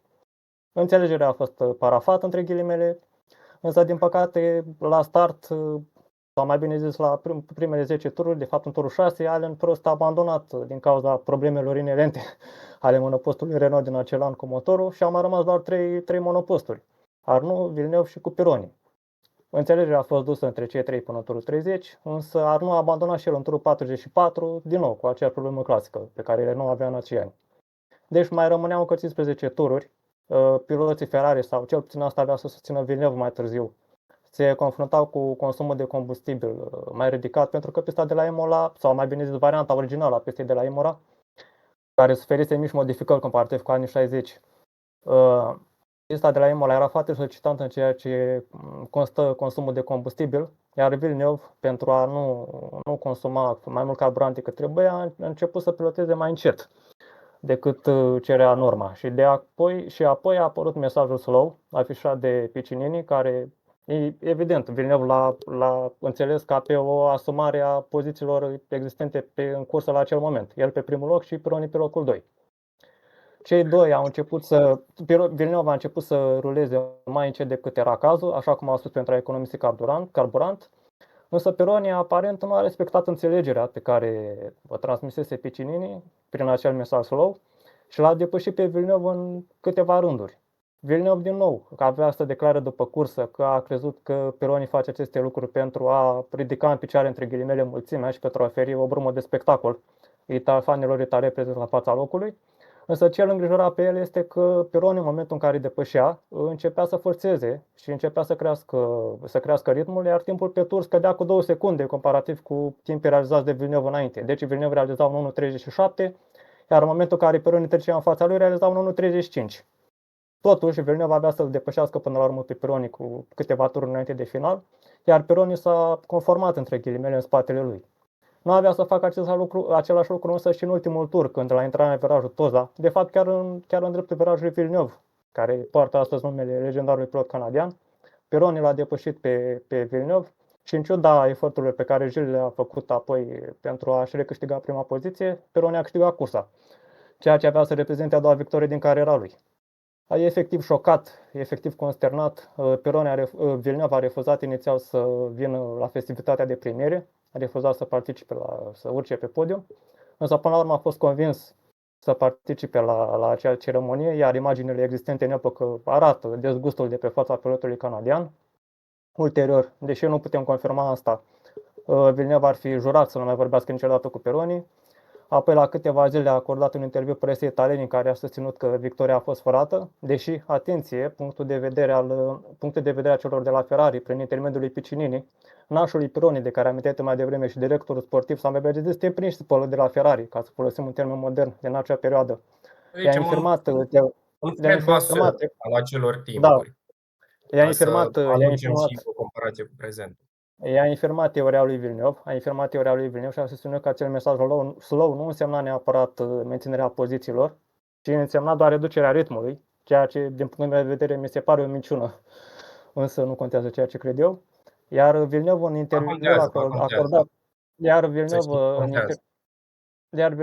în interviul acordat celor de la Autosport și părerea pe care a menționat-o și în fața presei italiane, avea să declare în felul următor. Cât am fost la Ferrari în 79, m-am conformat echipei, am stat în spatele lui Scheckter, am pierdut campionatul tocmai din cauza asta. Acum când vine rândul meu în 82 să mă bat la campionat sau să fiu în față, părerea mea nu este, sau mai bine zis, statutul meu de pilot numărul 1 în cadrul echipei nu este respectat, Pironi mă depășește și câștigă cursa, iar înțelegerea nu este respectată. De asemenea, Villeneuve avea să declare că atât timp, sau mai bine zis, că el rămâne la Ferrari doar dacă Pironi va pleca de la echipă în 83, un lucru destul de greu de făcut, însă vă explica mai târziu și de ce. Iar tot Villeneuve avea să declare că îi declară război lui Pironi și că relația dintre cei doi nu poate să mai fie la fel cum era înainte. De asemenea, Enzo Ferrari avea să susțină o conferință de presă la câteva zile după cursa de la Imola, în care avea să infirme cumva teoria lui Piccinini și Enzo Ferrari de fapt a fost cam singurul membru din cadrul organizației italiene care i-a luat partea lui Villeneuve, i-a luat apărarea și i-a susținut cumva punctul de vedere, dovadă și afecțiunea pe care o avea față de el. Totuși nu l-a acuzat direct pe Pironi și a susținut că aceste treburi sunt cumva de natură internă și că echipa va analiza ce este de făcut, că Villeneuve nu a greșit neapărat cu nimic. Și știu, cumva o declarație din asta diplomatică. Villeneuve a fost efectiv distrus datorită caracterului său naiv și datorită modului său onest de a fi după scandalul ordinelor de echipă de la Imola. Și dacă stai bine să te gândești, hai să fac și o paralelă cu prezentul fără să mă lungesc prea mult, să ne aducem aminte și de scandalul ordinelor de echipă din Malaysia 2013, cu acel Multi21 utilizat de Red Bull, cu Mark Webber și Sebastian Vettel. Însă puțină lume mai știe că a mai avut un scandal al ordirilor de echipă, tot în cursa aia, referitor la pozițiile 3 și 4 de la Mercedes, ocupate de Lewis Hamilton și Nico Rosberg. Deci, Multi21 și scandalul ordirilor de echipă de la Mercedes este cumva o picătură într-un ocean comparativ cu scandalul ordirilor de echipă de la Imola din 82. Următoarea etapă era la Zolder, în Belgia, un circuit favorabil lui Pironi, pentru că acolo câștigase prima cursă și era un circuit care îl favoriza cumva stilul de pilotaj. Villeneuve era extrem de pornit pe pilotul francez și unicul obiectiv odată ajuns la Zolder era să câștige duelul intern cu pilotul francez. În prima sesiune de calificări desfășurată vineri, Villeneuve a fost net mai rapid decât Pironi, cu peste o secundă pe tur, însă în sesiunea a doua, din cauza traficului și din cauza faptului că nu a avut cum să-și utilizeze cele 2 seturi de pneuri de calificare de la Goodyear pe care le avea, pentru că comparativ cu 79, când Villeneuve era la Ferrari și utiliza pneurile Michelin, Michelin le oferea câte 7 seturi de pneuri celor de la Ferrari. Deci Formula 1 nu este dreaptă întotdeauna, în timp ce Goodyear le oferea celorlalte echipe câte 2. Deci în 82 Villeneuve nu mai avea la dispoziție 7 seturi de pneuri, avea nevoie de doar 2 și le utilizase pe amândouă și cumva într-o ultimă tentativă, deși aici teoriile sunt împărțite, adică nu se știe dacă Villeneuve era în acel moment într-un rapid sau dacă se întorcea la boxe sau discuțiile sunt împărțite. Deci cu un monopost format din din 4 pneuri care cumva supraviețuiseră mai bine încercărilor anterioare de tur rapid, Villeneuve s-a acroșat cu Johan Mass aici și putem spune, nu-l putem acuza pe pilotul german că ar fi comis o greșeală, a fost un incident, un racing incident, ca să spunem așa. Din păcate, Da, pentru cei Ferrari. care nu știu, deși se găsește descrierea incidentului pe internet, Johan Mas a încercat să se dea de pe trasă ca să elibereze lui Gilles Villeneuve. Gilles Villeneuve deja asumase că o să treacă el prin exterior de Mas și pur și simplu cumva ca în trafic, adică fiecare face aceeași manevră vrând să le evite pe celălalt și din păcate impactul a catapultat în aer monopostul Ferrari. Gilles Villeneuve a fost aruncat din cockpit și a aterizat într-un gard de lângă. Dintre piloții care au venit repede, Derek Warwick, unul dintre ei, și nu mai știu cine, dacă Nigel Mansell sau Alain Prost, cineva a mai venit imediat după, au încercat să-l resusciteze, au venit la 35 de secunde și doctorii, dar din păcate avea o fractură a gâtului letală și a fost intubat și în seara aceea și decedat la spital. Derek Warwick a fost graduat pe un pilot care a ajuns la scena accidentului și că tot spuneai tu de acel monopost Ferrari. Acel monopost Ferrari a fost comparat cu un scaun electric de către Nelson Piquet după accidentul pe care Pironi avea să-l aibă la Hockenheim în același an. Accident care John Watson era celălalt, am verificat acum. Da, John Watson. Da, cel care avea să câștige și cursa duminică. Da, un pilot foarte bun și el, care e puțin amintit astăzi, poate cu altă ocazie. Tot din categoria celor care ar fi putut fi campioni într-o conjunctură favorabilă. Putea chiar în 82 de altfel. Dar revenim. Deci a fost un incident de cursă. Da. Un incident și Johan Mas, săracul, a regretat până anul trecut când a murit. Însă familia lui Villeneuve nu l-a acuzat, nici măcar Jacques nu l-a acuzat cu nimic pe Johan Mas. Știu, dar i-a părut rău. A spus asta și la Beyond the Grid când a avut podcast. Cred că în pandemie a fost momentul. Da. Gilles Villeneuve a fost dus la spital, într-adevăr, a fost menținut în viață până când soția sa, Joana, a venit de la Monaco, iar ora decesului a fost ora 9 și 10 minute. După moartea lui Gilles Villeneuve, trebuie să precizăm, pentru că are legătură și cu sezonul celor de la Ferrari până la urmă. După moartea lui Gilles Villeneuve, Ferrari s-a retras de la Zolder, a revenit la Monaco cu un singur monopost, la insistențele lui Pironi, pentru că Ferrari nu și-ar fi dorit să participe nici la etapa de la Monaco, un semn de respect pentru Gilles. Iar ulterior, în locul lui Villeneuve a venit cel despre care menționai tu că i-a luat locul la McLaren în 78, francezul Patrick Tambay, un pilot care nu a fost unul excepțional, însă un pilot care trebuie menționat datorită constanței sale și datorită ritmului bun pe care l-a avut în cursă. Tambay nu a fost un pilot de calificări, însă a excelat în ceea ce privește regimul de cursă. Tambay s-a descurcat onorabil în locul lui Villeneuve la Ferrari. Avea să câștige și etapa de la Hockenheim, etapă în care, după cum bine știm, coechiperul lui Villeneuve, Pironi, și-a rupt picioarele în urma unui accident cu Alain Prost. Da, aici vreau să intervin. Da, și aici vreau să intervin și eu, dar bine. Vreau să intervin, uite cum este soarta. Pe scurt, cum este soarta, pentru că Didier Pironi la Montreal, care fusese mutat mai la mijlocul sezonului, cum este și astăzi, pentru că era prea frig toamna când se ținea. A fost prima ediție când a fost mutat. Exact. A fost mutat.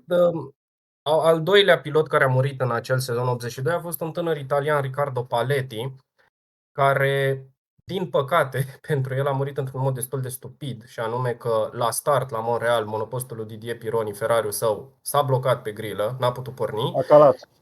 A calat motorul, da. Și pilotul Riccardo Paletti a venit cu viteză din spate, nevăzând că au trecut mai multe mașini care cum au putut, l-a lovit și a fost la rândul său catapultat și din păcate a suferit niște răni care au fost fatale. Asta la Montreal, adică cursa cumva de casa lui Gilles, pentru ca La Și cursă, Hockenheim, și la cursă în care Hockenheim, tatăl lui Gilles Villeneuve, și cursă în care da. tatăl lui Gilles Villeneuve a decernat trofeele.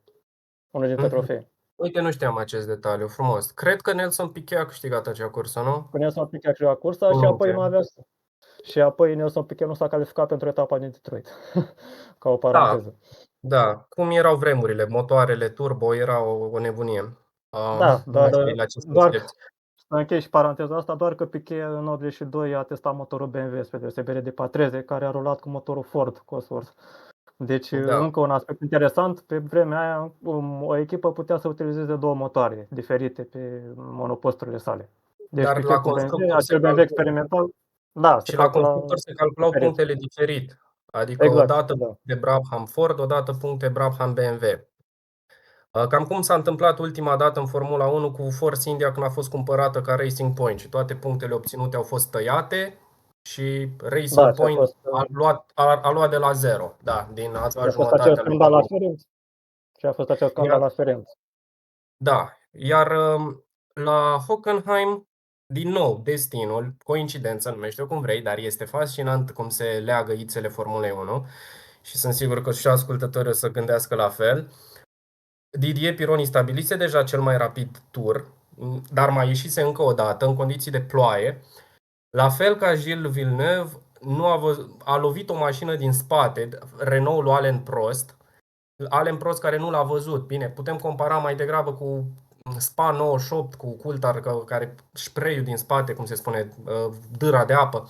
În fine, și Didier Pironi nu a murit, dar a suferit niște fracturi grave la ambele picioare, care practic i-au încheiat cariera. Ai scris tu un La articol mână. despre Da, el, da. Ionuț, dar ce vreau să spun e că acest lucru a avut o semnificație dublă, poate chiar triplă. Hai, primul că nu a luat titlul Didier Pironi în acel an, cum poate ar fi și meritat de altfel.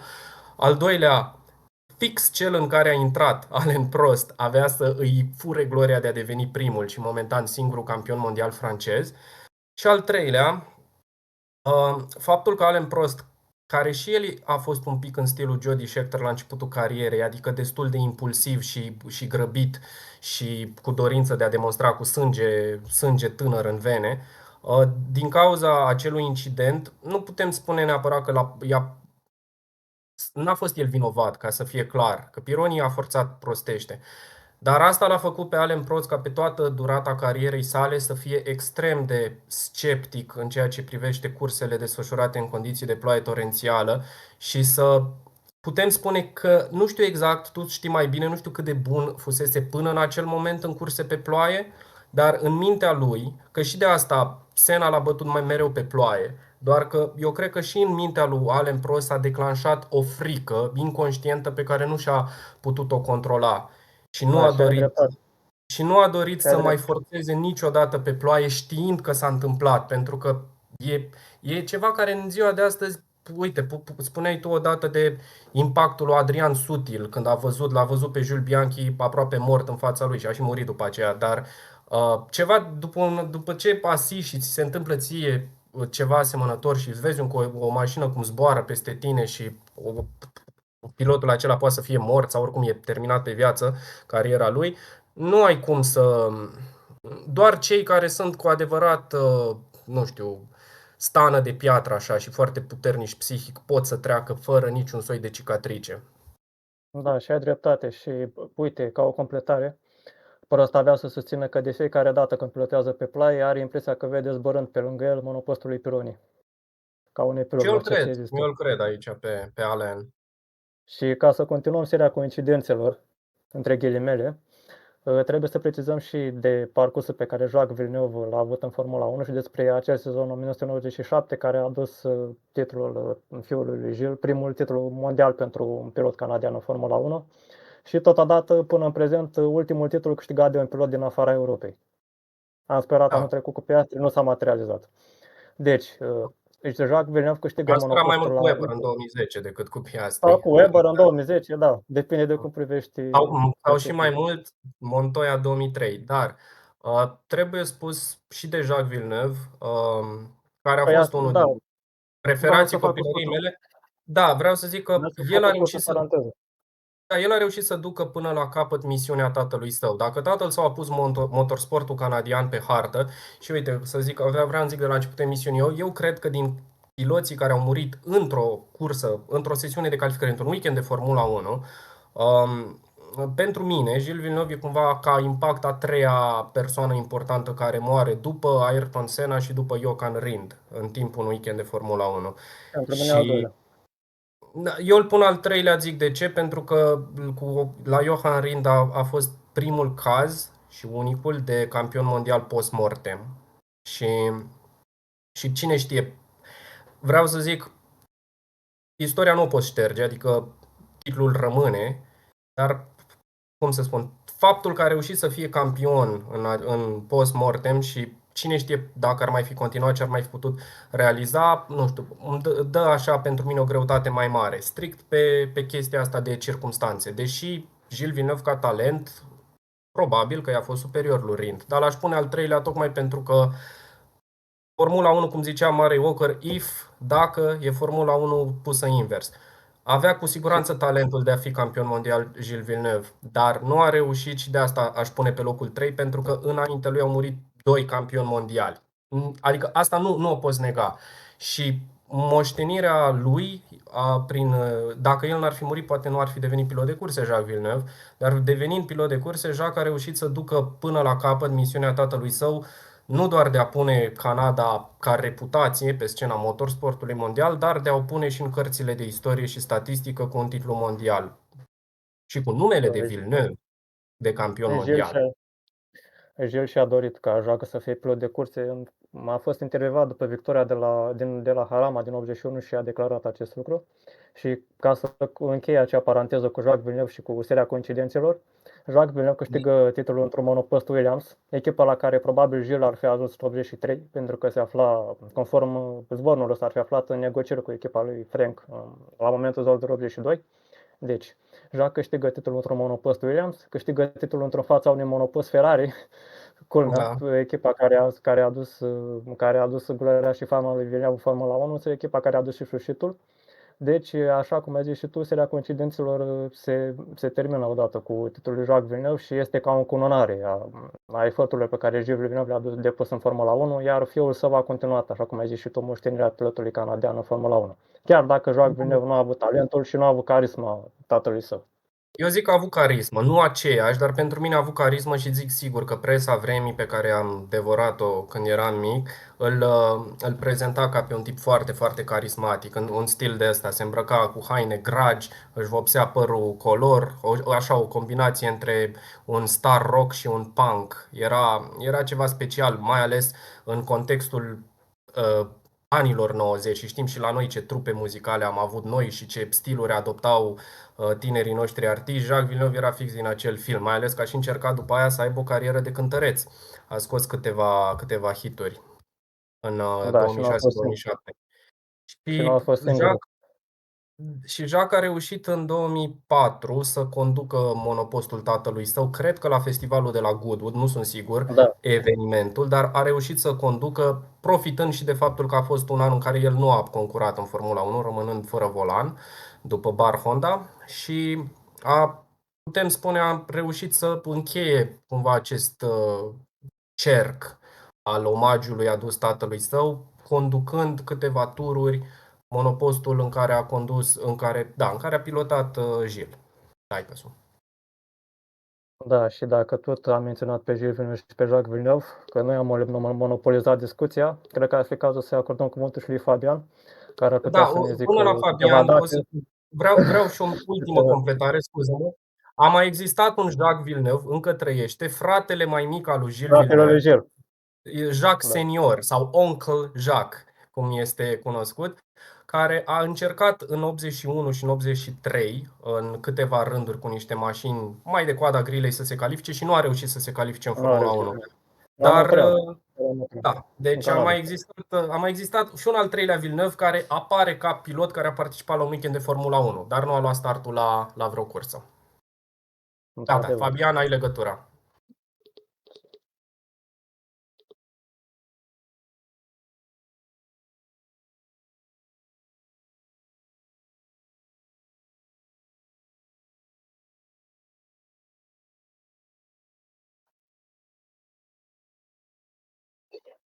Mulțumesc.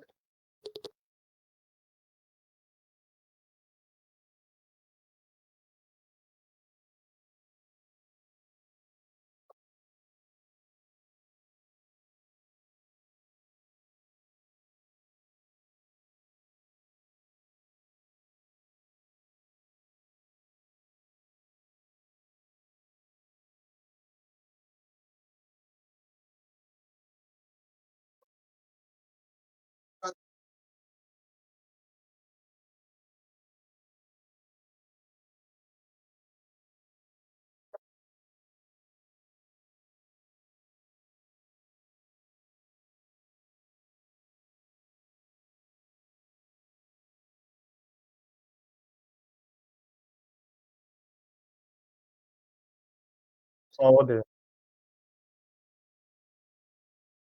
Nu, te aprobam. Așa, deci, cum îi spune, el și-a început cariera pe snowmobil și în același timp, stai puțin că nu înțeleg ce, așa, e un caz unic, am vrut să zic pentru mine, pentru că dacă stați să vă gândiți în același timp, sunt oameni care fac lucrul acesta invers. De exemplu, Valentino Rossi a făcut asta la sfârșit de carieră și a lăsat MotoGP-ul pentru automobilism, pentru Gran Turisme, pentru sports car racing în sine, pentru că așa se mai spune la anduranță. Și, dar povestea lui Gilles cu snowmobilismul a fost una mai unică pentru că snowmobilul l-a învățat, să spun așa, controlul vehiculului, pentru că la cursele de snowmobile de la începutul anilor 70 era o disciplină primitivă, violentă, care cerea pilotului să fie simultan atlet și inginer de suspensii, things like that.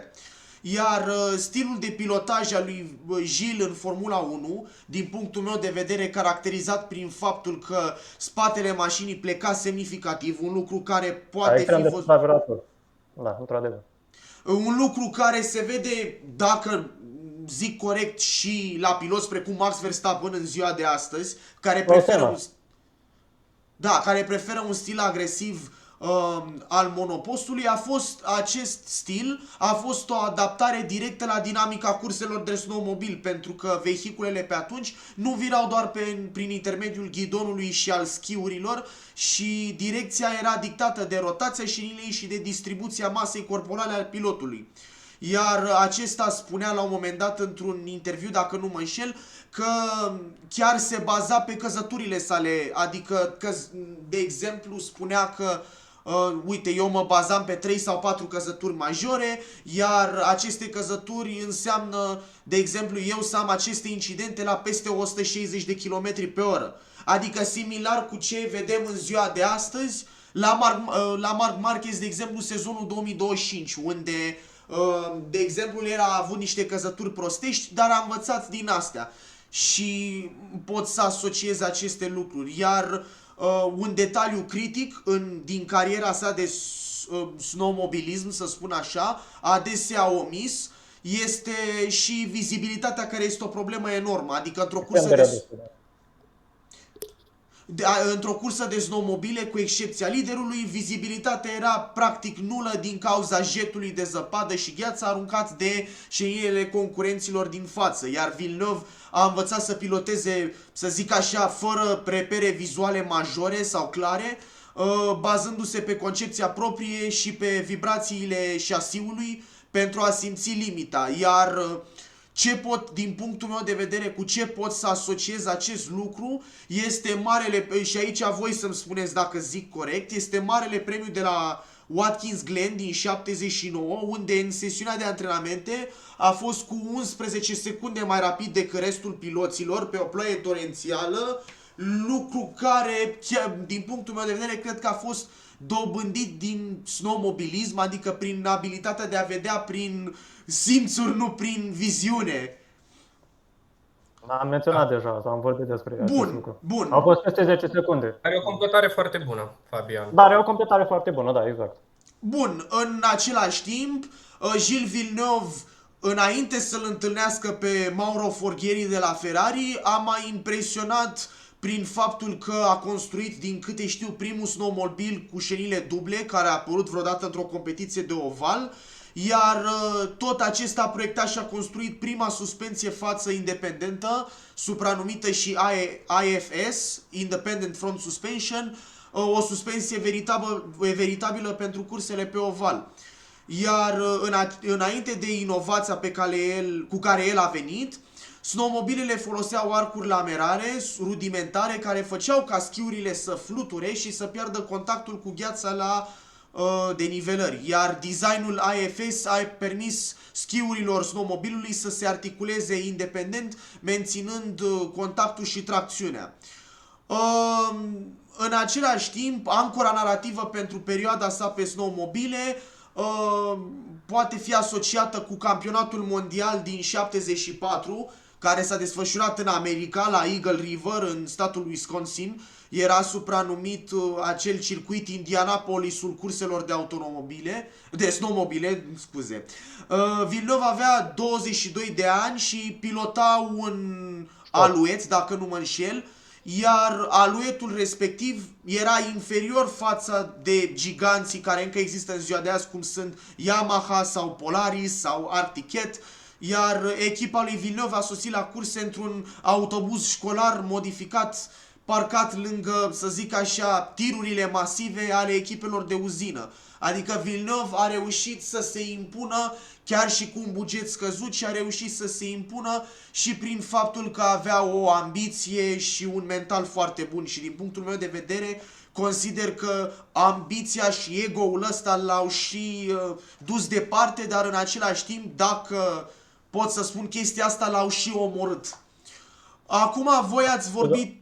Zi, Ionut, scuze. Scuză-mă puțin.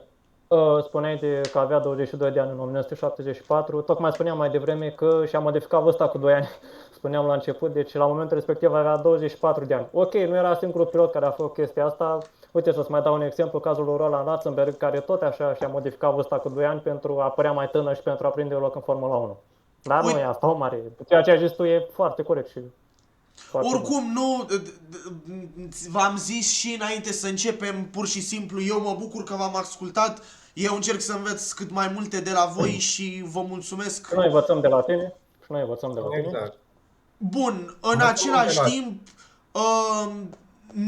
ca să spun mai departe, pentru că voi ați spus despre tot ce înseamnă cariera lui Gilles Villeneuve, tranziția către circuitul din Montreal, adică denumirea circuitului cu numele său, a fost una foarte impromptu ca și construirea circuitului, pentru că nu a fost o facilitate construită cu scop specific în sensul tradițional, ci a fost un act de improvizație.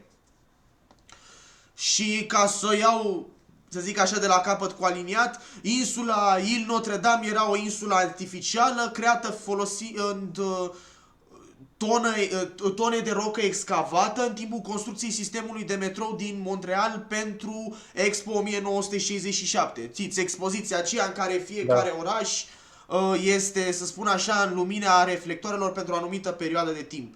Bine, în afară de ultima ediție care a fost la Dubai, parcă după pandemie n-am mai auzit de acest Expo, dar continuând, în același timp, tot acest site a găzduit Jocurile Olimpice de vară din 1976, iar acolo cele mai venerate, să spun așa, discipline erau probele de canotaj și kayak-canoe, iar în 1978, ca să revin la racing, Marele Premiu al Canadei avea nevoie disperată de o nouă casă, deoarece Mosport Park devenise prea periculos, iar autoritățile refuzau să mai omologheze pista. Mandatul a fost dat lui Roger Peart, dacă nu mă înșel, o figură legendară în administrația motorsportului canadian, iar faptul mai puțin știut este viteza procesului de proiectare al circuitului. Adică știu că s-a spus faptul că Peart a schițat configurația circuitului în 30 de minute. A utilizat drumurile existente care conectau fiecare pavilion al Expo, să spun așa, și dacă nu mă înșel și perimetrul bazinului olimpic de până atunci.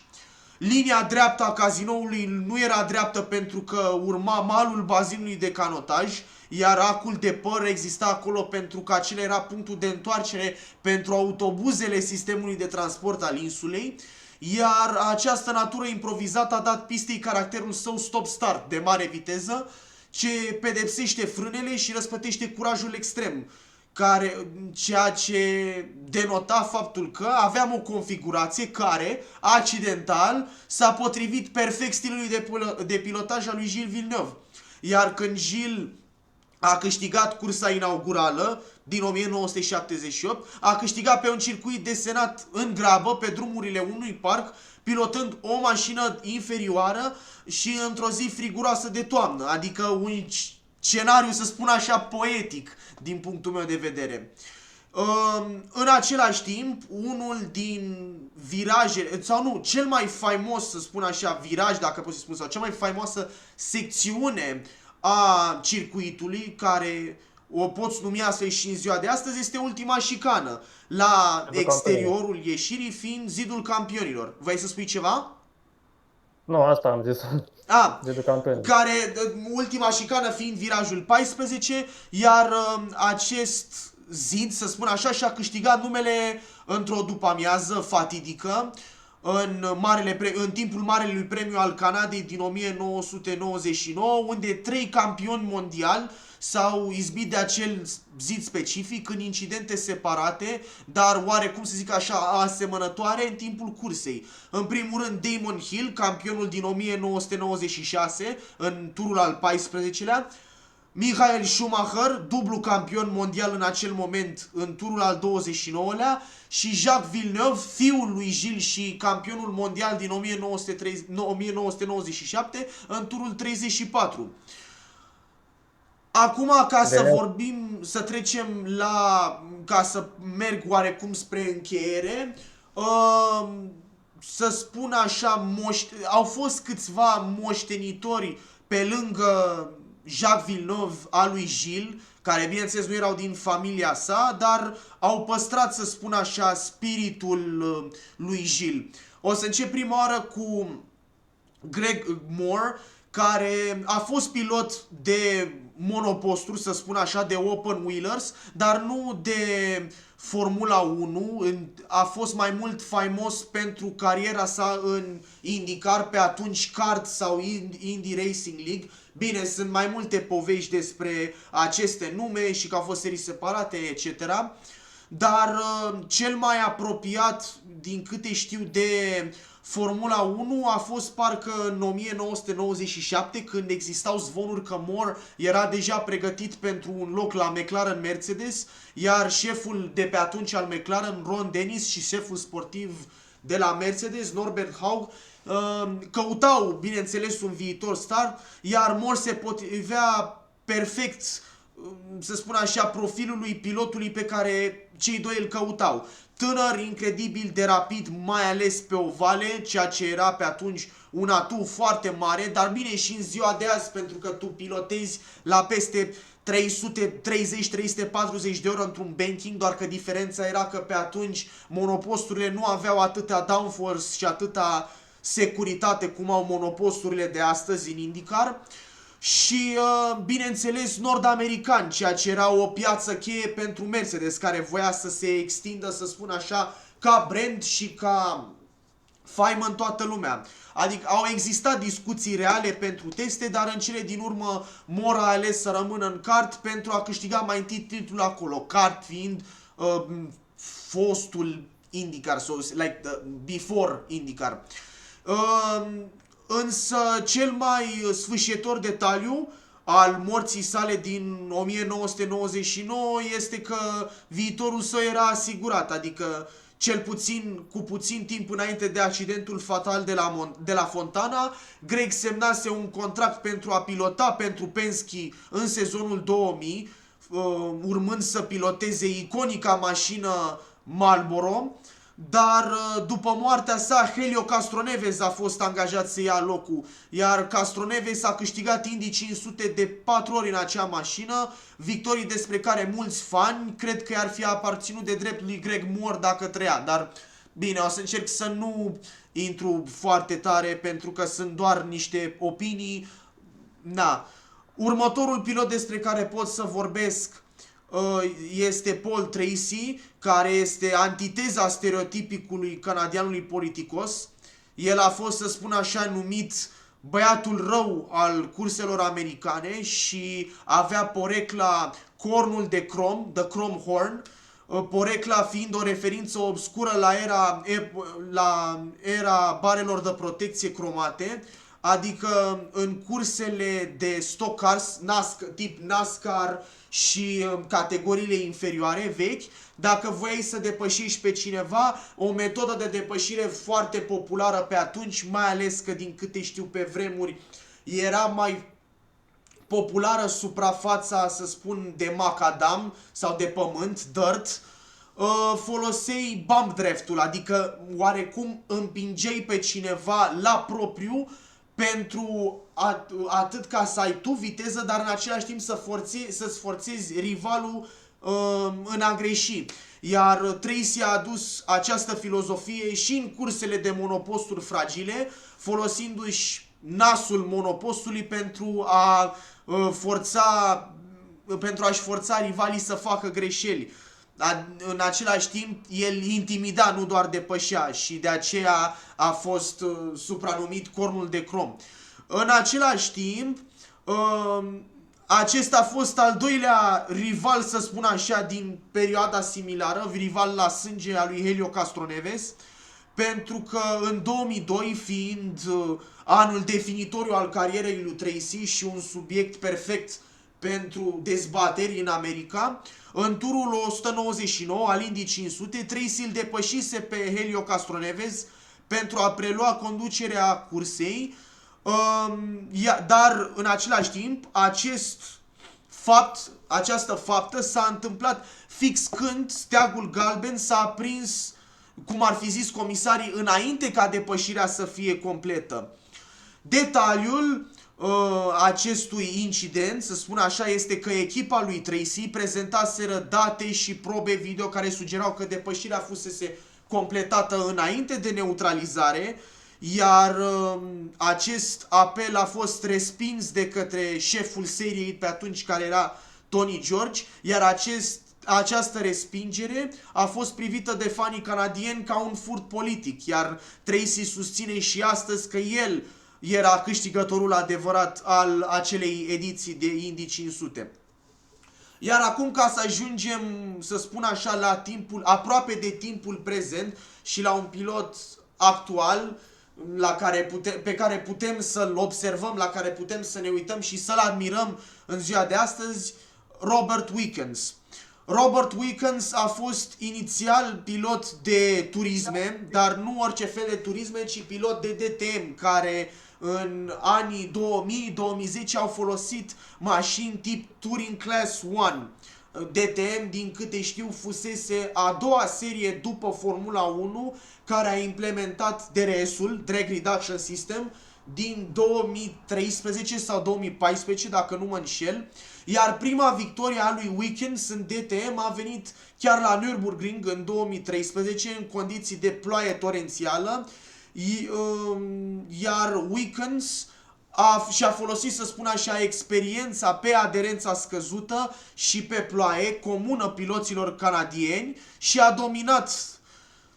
În același timp, a repetat aceeași performanță la Moscova în 2016, pentru că DTM a avut pentru câțiva ani etapă în Rusia, la Moscova. Era un circuit chiar foarte frumos, iar pentru fanii sim racing-ului știu că circuitul încă se poate juca în Race Room Racing Experience. Nu mai știu exact dacă se poate cumpăra, eu personal l-am cumpărat, deci I can ride on it.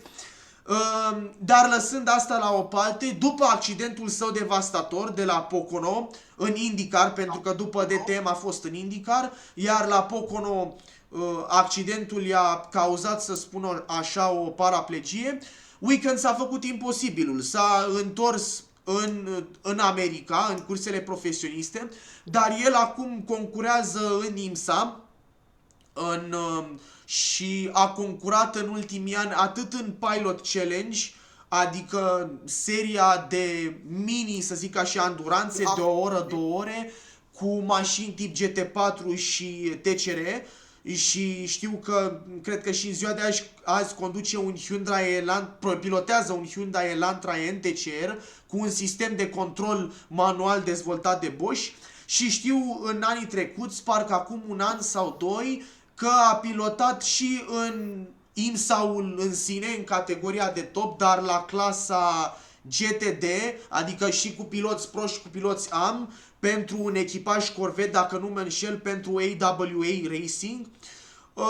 La TCR însă, în Pilot Challenge, a și câștigat campionatul, din câte știu, anul trecut sau acum 2 ani, demonstrând că viteza a rămas în creier și în reflexe, nu numai în picioare. Dacă este să ne mai gândim la doi piloți, ultimii 2 piloți înainte să închei, aș mai vorbi în primul rând despre Ron Fellows, care este cunoscut ca domnul Corvette pentru succesul său în seria americană de anduranță, bine, acum se numește IMSA, de la International Motorsports Association, dar înainte, chiar și până în anii 2000 s-a numit ALMS, sau cum e în Europa ALMS, gen American Le Mans Series, și bineînțeles victoriile de clasă la Le Mans.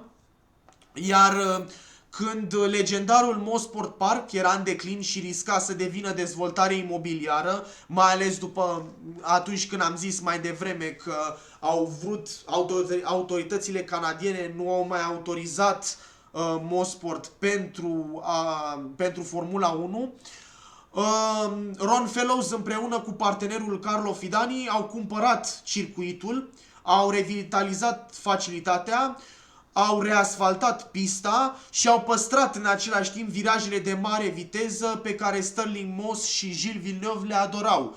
Iar acest circuit în ziua de astăzi organizează competiții atât naționale și a mai organizat în ultimii ani atât etape de NASCAR, dacă nu mă înșel, de Truck Series și competiții de IMSA. În NASCAR,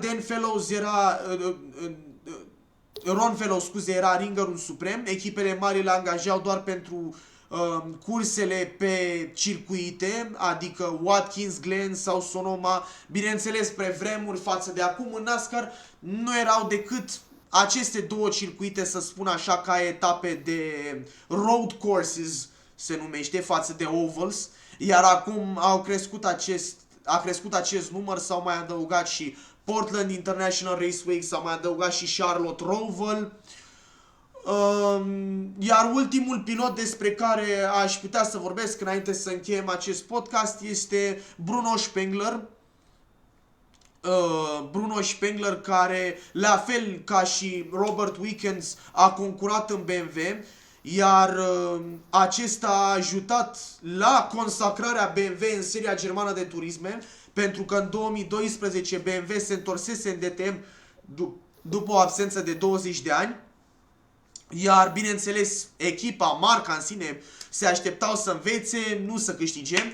Iar Spengler, care părăsise Mercedes după ani de zile în care până și el a spus că fusese eternul loc 2, a condus asaltul bavarez către titlu. Rivalitatea acestuia cu Matthias Ekstrom a fost, din punctul meu de vedere, una din cele mai dure din istoria DTM-ului și implicit al turismelor. În 2012 Spengler câștigând titlul la finalul sezonului în Hockenheim, devenind primul și singurul campion canadian al seriei germane de turisme, o performanță care a necesitat, bineînțeles, stăpânirea unor mașini grele, cu downforce mare, care se comportau diferit față de monoposturi, dar în același timp diferit și față de GT-urile din ziua de azi. Pentru că, după cum bine știți, după pandemie, din cauza interesului redus al uzinelor față de conceptul de Class 1 și continuarea acestui concept. Știu că în 2020 nu fuseseră pe grilă decât maxim 16 mașini, dacă nu mă înșel, pentru că 16 mașini, 8 echipe, pentru că nu erau decât două mărci înscrise, și anume BMW și Audi, iar BMW era singura cu mașină construită pentru 2021. Iar fun fact, la fel, cei care sunteți interesați de sim racing puteți pilota această mașină în R-Factor 2. Da, cam atât cu ce am avut eu de spus. Dacă vreți voi, băieți, să mai adăugați ceva. Un singur amănunt. La prezentarea ta foarte bună, de altfel. Greg Moore, înainte de a avea accidentul fatal de la Fontana, a fost lovit pe scooter. A fost lovit de scooter cu o zi înainte de accident și se speculează că și acel accident pe care l-ar fi avut în paddock ar fi contribuit la accidentul său fatal din ziua de duminică. Accidentul a fost unul înfiorător, se poate găsi pe internet. Este unul dintre cele mai violente accidente pe care le-am văzut practic pe internet. Nu chiar la paritate cu Gordon Smiley, de exemplu, cu accidentul pe care pilotul american l-a avut la Indianapolis 500 în sesiunea de antrenamente a cursei din 1982. Însă este un accident extrem de violent și acel accident a urmat cariera celui care, da, așa cum ai zis și tu, Fabian, a fost asociat cel mai mult cu Gilles Villeneuve dintre piloții canadieni. În primul rând, așa cum ai zis și tu, ca stil de pilotaj. Da. Și dacă am văzut și eu o poză cu Greg Moore din 99 și cu uniformă și purta și ochelari, cred că a fost un pic și o sursă de inspirație pentru personajul Jimmy Bly din filmul lui Sylvester Stallone, Driven, din 2001, care i-a amplasat în lumea IndyCar-ului. Mi-a adus aminte de ceva, scuză-mă că te întrerup. Tot spuneai tot de ochelari. Gilles Villeneuve era renumit pentru starturile sale în Formula 1 și aș putea menționa startul din Austria din 1979, când de pe locul 5 a ajuns până pe prima poziție înainte de primul viraj. Însă lumea nu știe acest amănunt și am să-l menționez eu.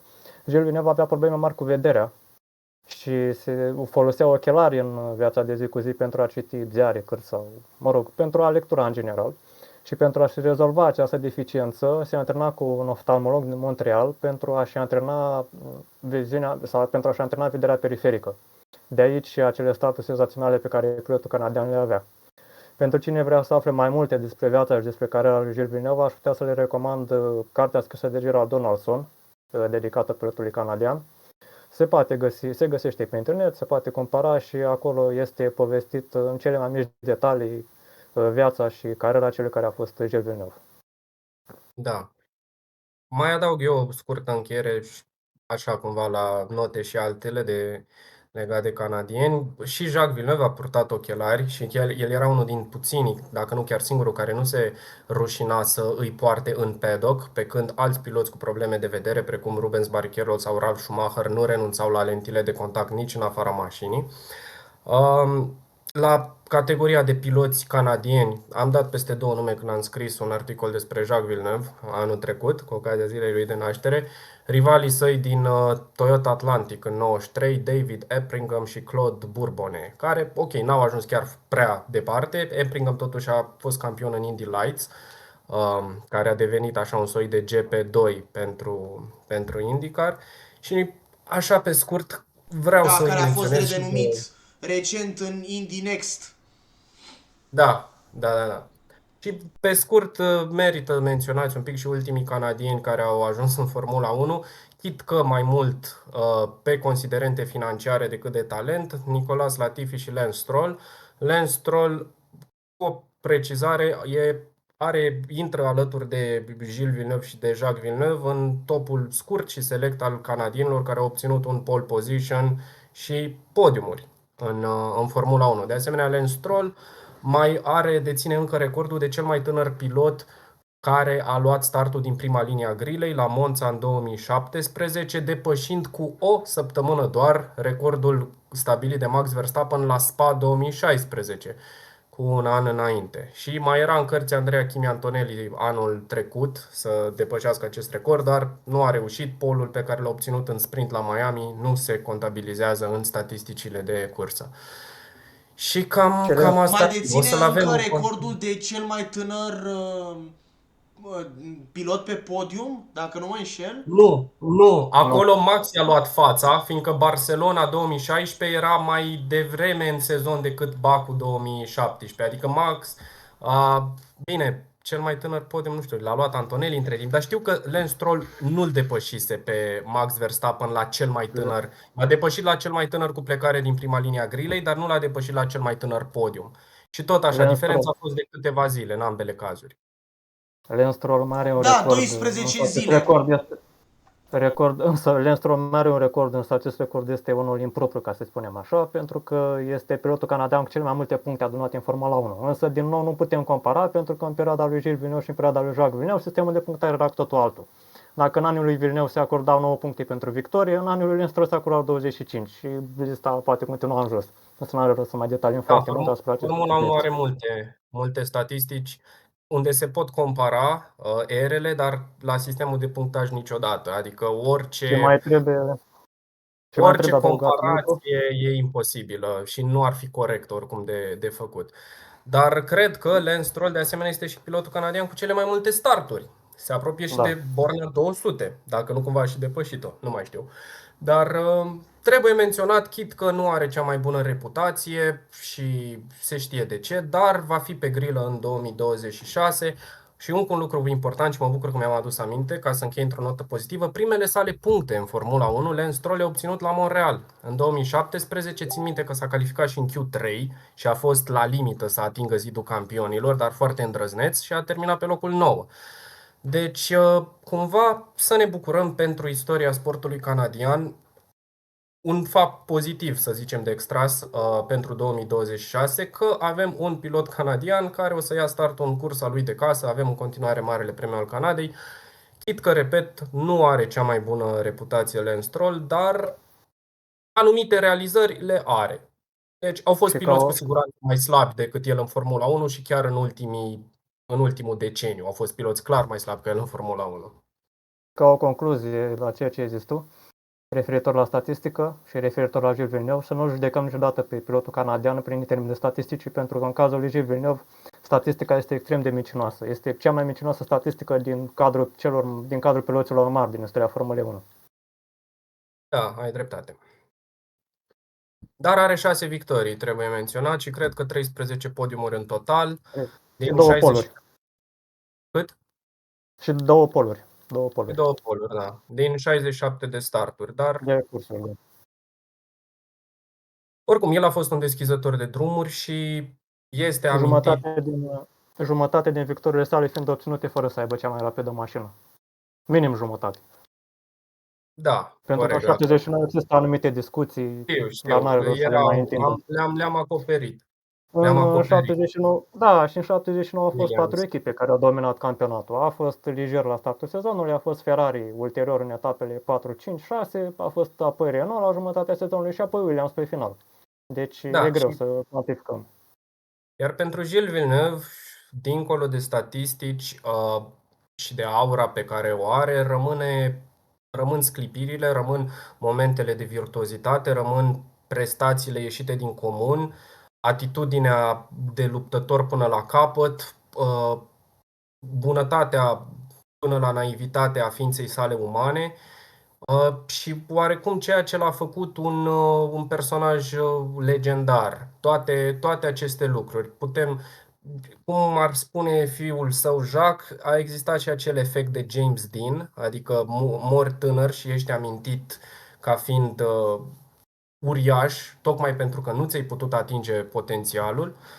Și tot cum am spus, adică e foarte greu să îl creionezi pe Gilles Villeneuve doar dintr-o perspectivă, fiindcă sunt atâtea lucruri diferite care îl alcătuiesc și toate au farmecul lor, adică o personalitate fascinantă. Pun eu concluzia pe scurt. Și concluzia aparține lui Jacques Lafitte, nu mi-aparține mie. Și Jacques Lafitte spunea așa: știu că nu există minuni, însă Gilles te făcea să te îndoiești de asta. Bun, dragilor, pentru cei ce ați ajuns la finalul acestui podcast, vă mulțumim pentru vizionare, vă mulțumim că ne-ați ascultat. Dacă v-a plăcut, nu uitați să ne lăsați un like, iar dacă aveți sugestii, bineînțeles, puteți să le lăsați în secțiunea de comentarii. De asemenea, vă invităm să share-uiți acest podcast, mai ales dacă v-a plăcut, cu prietenii voștri, membrii ai familiei, să afle cât mai mulți, pentru că noi încercăm aici să vorbim lucruri, să discutăm despre lucruri cât mai factuale, să încercăm să educăm lumea despre lumea motorsportului și istoria acestui sport frumos, o istorie bogată, pentru că știu că majoritatea în ziua de astăzi se focusează oarecum pe ce se întâmplă în prezent, dar nu pe cum am ajuns în prezent. Iar până data viitoare, eu am fost Fabian Zarvă, împreună cu Ionuț Timofte și Lucian Boroș. Vă urăm tuturor toate cele bune! Numai bine. La revedere! La revedere!